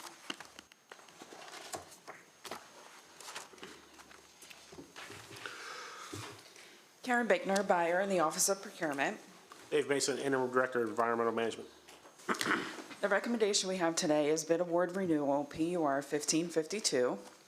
Move to renew the contract for the mattress and bed base removal and disposal recycling services at the 40 West landfill with Turbo Hall Incorporated of Annapolis Junction, Maryland, per the rate included in its letter dated March 6, 2026. Turbo Hall Incorporated is requesting a 2.7% increase above the current rate for work performed for the subject services. This increase is based on the January 2026 12-month average increase for the U.S. Department of Labor Consumer Price Index for the Washington metro area. The new rate will be $880.66 per ton. The last request for an increase was made in the fiscal year 2024. On July 12, 2022, the board originally awarded a contract for the mattress services to Turbo Hall Incorporated in the amount of $832.53 per ton. The initial term of the contract was for 3 years, commencing on July 1st, 2022, with an option by the county to renew for up to 2 additional consecutive one-year periods thereafter. This is the second and final of 2 one-year optional renewals of the contract. The service consists of the vendor supplying containers and transporting the mattresses from the 40 West landfill. The county does not guarantee neither a maximum nor minimum number of transports from the 40 West landfill under this contract. Funds are budgeted in the department's operating budget for these services. I got just a curious question. If I brought a mattress up, how much would it cost me to drop it? $5. $5. So Yeah, we don't pass on the complete costs right to the residents. I mean, we're actually, if for a ton, it's $800-something. It would take, that would come, it'd be less to drop off a ton for me than it would be for you to haul it yes, away. right now we only charge $100 a ton for mattresses. We try to set up residential programs to make it affordable for the residents. I'm just curious. Yeah. Okay. Any other discussion? Motion? Motion to approve. Okay, we have a motion and a second for approval. As submitted, all in favor by saying aye. Aye. Opposed, same sign. Thank you. Thank you. Next item under tab 10, rubble reclamation landfill capping, change order number 1, final closeout. Commissioners, Dave Mason, Interim Director of Environmental Management. Here today to approve the first change order, only change order for the rubble reclamation landfill capping project in the amount of $67,203.43. We had to cap the landfill, the old rubble landfill outside of Williamsport. We discontinued the permit several years ago, and as the normal process, when you decommission a landfill, it needs to be capped under current standards. So this project was to just cap the 5-acre landfill, and construction is now complete. MDE signed off on everything. We meet all the requirements for the capping project, and we just need to get this approved to close out the project. Motion to approve. Second.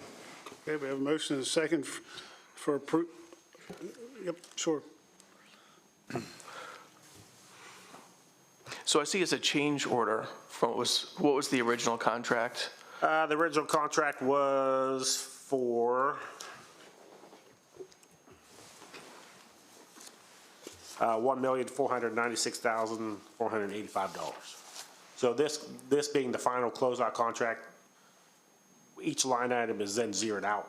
So we have some contingent items that we'll get money back on. We have some overruns because the acreage ended up being higher because we didn't have any as-built of the actual floor of the landfill, so it ended up being like another quarter acre.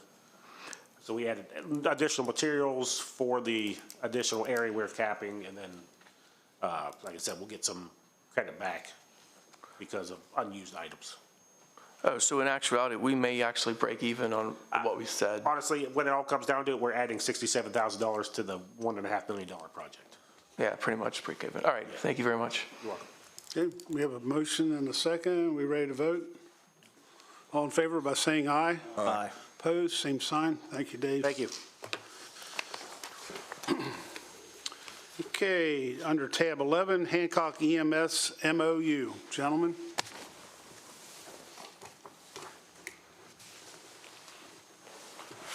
Okay.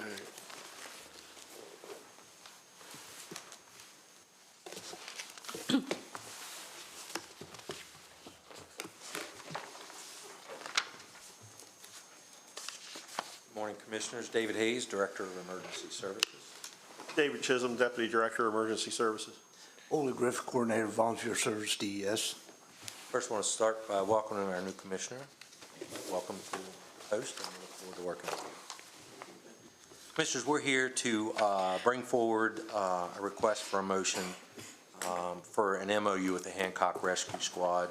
The motion is to authorize the execution of a memorandum of understanding between the Hancock Rescue Squad and the Washington County Board of County Commissioners, authorizing the Division of Emergency Services to assume interim oversight and management of all administrative and operational functions of the Hancock Rescue Squad.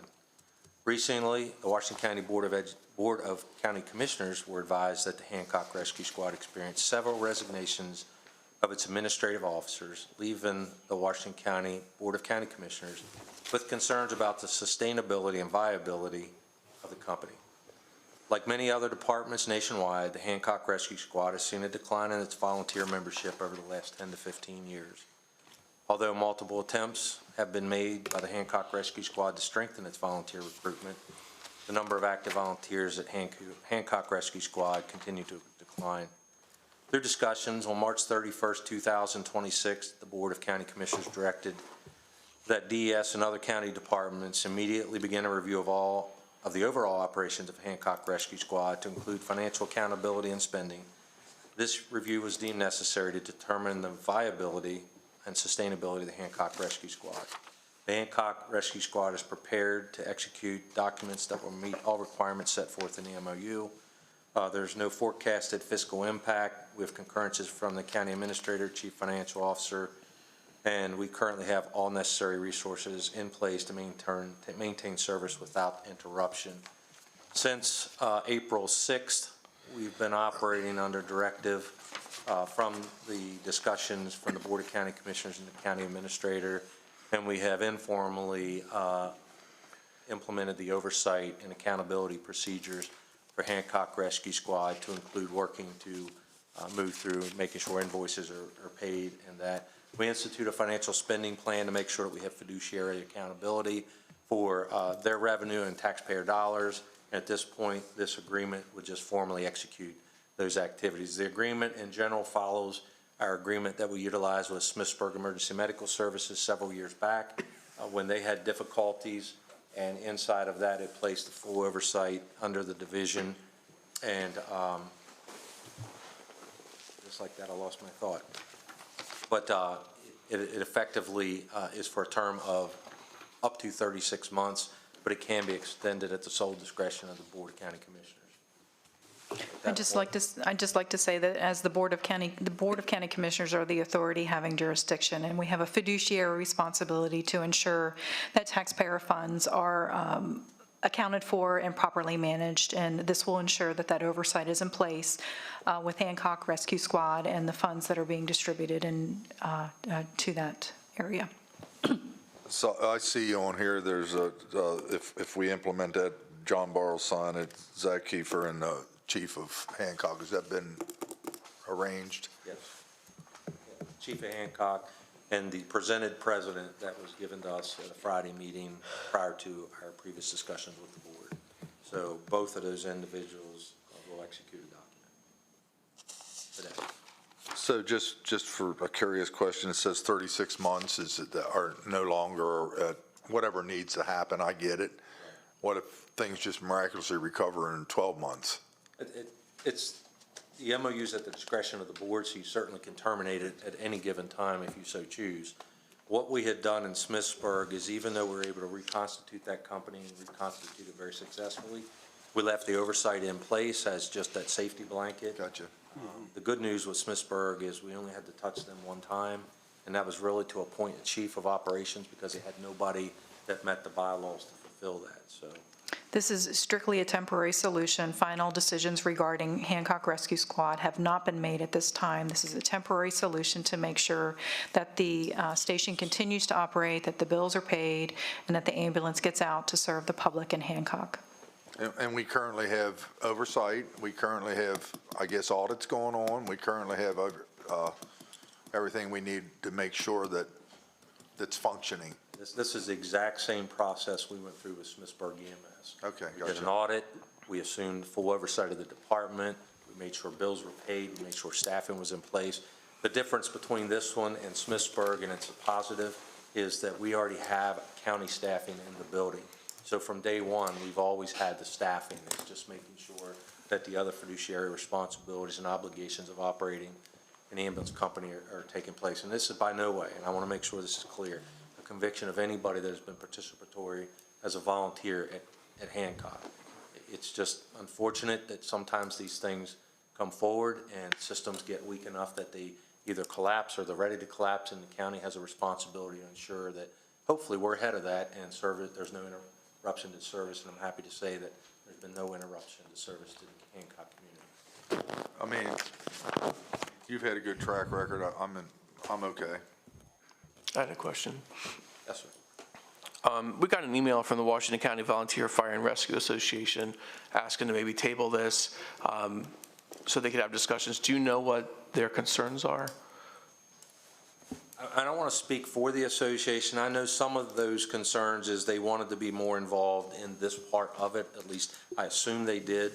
But the problem is right now, we've assumed a responsibility informally, and I don't have a formal process in front of me that really authorizes me to do some of the things that I need to do. So we discussed it, the county staff felt like the MOU should go forward, that this MOU will not preclude the association from being involved as we go forward in helping to evaluate Hancock and potentially even producing a recommendation for the board to consider at a later time. So the MOU doesn't prohibit any of that, and that's why we felt it was necessary to get the MOU in place today. So somebody's got to drive the train. Right now, they don't have anybody to drive that train. Well, it's been like that for quite a while, right? Not without all of their administrative officers. So they effectively, at this point, have a president and a secretary that are newer, and there's questions about whether they are or aren't. They only have a chief, really, that we can clearly stand up and say, and And what we're seeing is the effects of being that broken in the realm of paying bills and those types of things. And again, I want to iterate, it's not a conviction on anybody that was or is there. It's just what's happening to the organization. If we were to wait 2 weeks until our next meeting, would a meeting be beneficial at all? I don't see what it would change. Yeah, I'm not in favor of a meeting 2 weeks. They've had plenty of notice. We sent the association a letter. They've taken no action. 2011, Arnold Plateau did a letter how Washington County government wasn't doing correct oversight over the funding of taxpayers' money. And here we are 15 years later having the same problem with Hancock. I'm not saying any illegal activities, but a lot of mismanagement. And did you not find over $70,000 worth of bills not being paid? Yeah, we had a member of the board who was in a nursing home for years listed. I want to move forward with this MOU. It is a temporary MOU till we get that audit done and get this company back to be the shining star it always was at one time. And that's what I'm passionate about, because we have a history in this county not watching the money over the power companies. EMS. These articles go back 15 years, and here we are today, a fire association they had plenty of notice, and don't we have 4 or 5 other maybe organizations under the fire association that needs to become compliant with their board or at least suspected? Yeah, there's likely a handful or so that probably fall in similar. My suggestion is the Fire Association reach out in partnership with us, along with Hancock EMS, and solve this and get this organization back up and running financially. $70,000 of unpaid bills, that's questionable bad management. Yeah. And again, no accusations of illegal doing. Let's get that company up and running. And I think this MOU is the start of it with the audit. And again, to Commissioner Parrott's question, I think, our plan going forward would be to put together a working group that would involve representatives of the association, representatives of whatever we can identify as some membership of Hancock County. It certainly would have division staff, and under the direction of the county administrator, if we needed additional county staff, we would do that. But again, somebody has to be driving this train. Right now, there really is nobody to drive that train. So I don't think a 2-week delay is prudent here. I would strongly encourage we move forward with the MOU. It does not change what the association's involvement in. I've been through several of these, or a couple in the last 8 years, and I think I need to know a whole lot of information on what you come up with as driving the train. So I'd motion to approve it. Second. Yep, I've got a couple questions for Dave, real quick. Dave, $75,000, is that what you said you had in unpaid bills? Yeah. Anything additional you think's coming? I wouldn't be able to tell you that because we just found an additional yesterday. So we think we're going through that 30-day cycle. So most invoices that are regenerating every 30 days, we should get it. We do have the bulk of their invoices. We're collecting the mail. We're making sure the mail is managed. Their fund drives are being managed through budget and finance. So we effectively are running the company today. I'm asking for something formal to put in place so that it gets to that point. But, it's just, this is indicative of a company that has formally collapsed. And again, not trying to be critical of Hancock Rescue, but they had basically one person that was doing the lion's share of the work, and it's not realistic in modern day emergency medical care or even fire suppression to have one person carry the volume of effort that it takes to keep the lights on. I use a little phrase all the time. The fairy dust in Disneyland doesn't fly in front of the stage. It flies behind the stage. That's where the work gets done. Do we have an aging report on that 75,000? I do. Unpaid bills? What's the average? What's the longest? So I'm just going to, I was prepared for this, so let me get to it. So generally speaking, and I'm just going to, the list is pretty big, so I'm not going to go down the entire list. The oldest bill is 4 years, 2 months. The general bulk of the bills and a larger volume of bills are anywhere from 2 to 3 years, and they range from $21,471 for a single invoice to an unpaid invoice to the Maryland Department of Emergency Management That's the most current, that's 5 months out of date for $18,100. So there probably are at least 20 or more invoices that range from anywhere from 30 to 60 days backwards to better than 3 years. So the oldest one, I mean, is that a local vendor?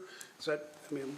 No, it's the Stryker Medical. They supply medical supplies, cardiac monitors, stretchers. So the bigger bill there that was for $21,000 was for a residual payment on a cardiac monitor. How does they go so long? I mean, I get 30 days, I get a letter. Those are the things we're not far enough into, Commissioner, to answer. You got unpaid bills. You don't want that made public. That's where I'm driving at here. No, I'm really not 30 days late for the record, but anyway, go ahead. If somebody's 3 years late, how can they call that vendor and order new supplies, new equipment, and keep pace? We're not into this far enough to answer any of those questions today. These are just what we know, and I try to come here with facts to the extent I can. Understand. You rekeyed the building for security reasons. Have you had any issues? Everybody's making proper access and not an issue? You know, as we met on April 6th with the chief, and we went through the plan, we went through the financial spending plan, and really where we were going to be headed and trying to get back to meetings with the commissioners. And as we went through those conversations, you know, and we had conversations, I just wasn't comfortable that we knew where all the keys to the building was. And, you know, with asking us theoretically to take control of how this operation is moving forward, I was not comfortable doing that. So we ordered a rekey of the building, which it has an electronic card access to exterior doors. The biggest rekey mostly was centered around the office spaces and make sure that we did double lock a LoSAP file and we double locked a cargo container. They have locks on them. We have not executed any entry into those at this point, but we'll be doing that in the upcoming days or weeks.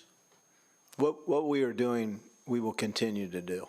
And I think that what DES is doing is more than appropriate. And I'm pleased with what I'm seeing and how this is being executed.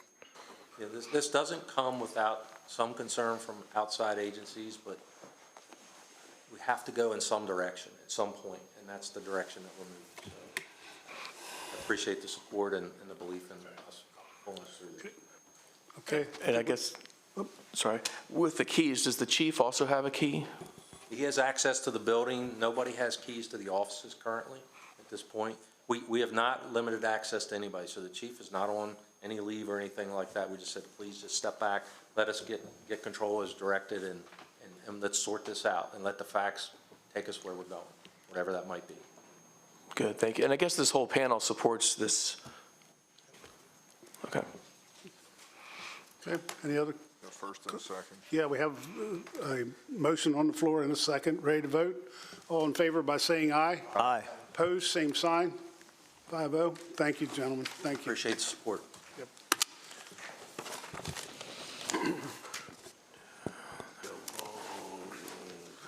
Okay, next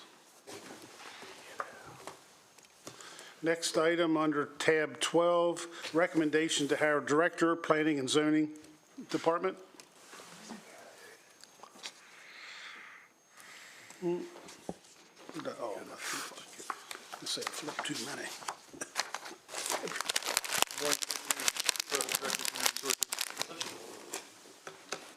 Staff is seeking approval to extend an offer for position number 139. This is the Planning and Zoning Director to Alyssa Sabato. The offer would be a grade 18, step 14, at a salary of $61.95 per hour. Motion to approve. Second. Okay, we have a motion and a second on the floor for approval as submitted. All in favor by saying aye. Aye. Opposed? You okay? Okay. 5-0? Okay, thank you. Next item under tab 13, Washington County Gaming Commission reappointment, Michelle Preby. Hi, Michelle Preby, Assistant to the County Administrator. I'm here on behalf of the Washington County Gaming Commission to ask for a motion to approve the reappointment of Selena Wilkes to serve a second two-year term from January 1, 2026 through January 31st of 2028. This is not a paid board. Is it January 1st or January 31st? Motion to approve. January 31st of 2026 through January 31st of 2028. Sorry about that. With the corrected dates, Sorry. motion to approve. New to this job. I think I am. Okay, we have a motion. Did we get a second? I didn't hear one. Second. Okay. Ready to vote? All in favor by saying aye? Aye. Opposed, same sign. 5-0. Next item under tab 14, Williamsport Library Replacement Letter of Commitment. Good morning, Kelsey Mace, Chief Financial Officer. Jenny Bacus, Executive Director, Washington County Free Library. The Washington County Free Library is requesting a letter of commitment for a grant application for the Williamsport Library Replacement Project. The Washington County Free Library is applying for grant funding from the Maryland State Library for the Williamsport Library Replacement. This project is in the current CIP plan for FY27 through FY30. The project total is $21.9 million, with the county contributing a total of $4.5 million. The county contribution scheduled for fiscal year 27 is $402,000, and for fiscal year 28 is $671,000. The letter states that the commitment for FY 28 would be the $671,000 in the current proposed plan, and that the Board of County Commissioners would provide a total of $4,489,060 for all phases of the project.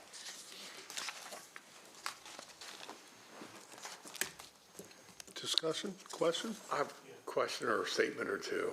The site's been dedicated or selected, correct? That's correct. And where is that again? That is across the street from the Williamsport Elementary School. Okay. Now, you've heard this before, but I'm going on the record again. As a young Williamsport Elementary High School student, many times I went to the current library and used the World Book Encyclopedia just to show you how old I am. But we had to wait in turns because the library had 2 sets and we all had the same homework assignment. But on that glass table, underneath that table, was those articles of those 14 children, high school students that lost their life in April of 1935. I know you're going to do this, but I want to bring it up for the record. In that new library, can we have something more than a plaque on the wall, a room honoring that memorial for those 14? Because that was a very tragic day with funeral services being held in people's living rooms, crowds walking street to street, comforting the parents home to home. And they went around with tin cans, coffee cans, and collected money to help build that library. So I know you're going to do that, but I wanted to bring it up to the people watching to know how important this library is to the town of Williamsport, and I support the new location and you on this. Thank you, Commissioner Klein. No, we're definitely planning on having that be a big part of the build-out. Is that a motion? Yes, that's a motion. Thank you, Randy. Second. Okay, we have a motion and a second for approval as submitted. Ready to vote? All in favor by saying aye? Aye. Opposed, same sign, 5. No, I'd like to explain my vote. Oh, okay. Yeah. The existing library is very, very nice. We've been there many times. It's right by the park and the pool. It's very easily accessed. And I'd like to see more of a direction to try and repair that library and spend a lot less money than $22 million and then $4.5 million for the county budget. But thank you. 4-1, the vote. Okay, Thank you very much. With that, I'll ask for a motion to go into a closed session for the reasons stated. Motion to go into closed session. Second. Okay, all in favor by saying aye? Aye. Opposed, same sign. And let's take a, I don't know, 5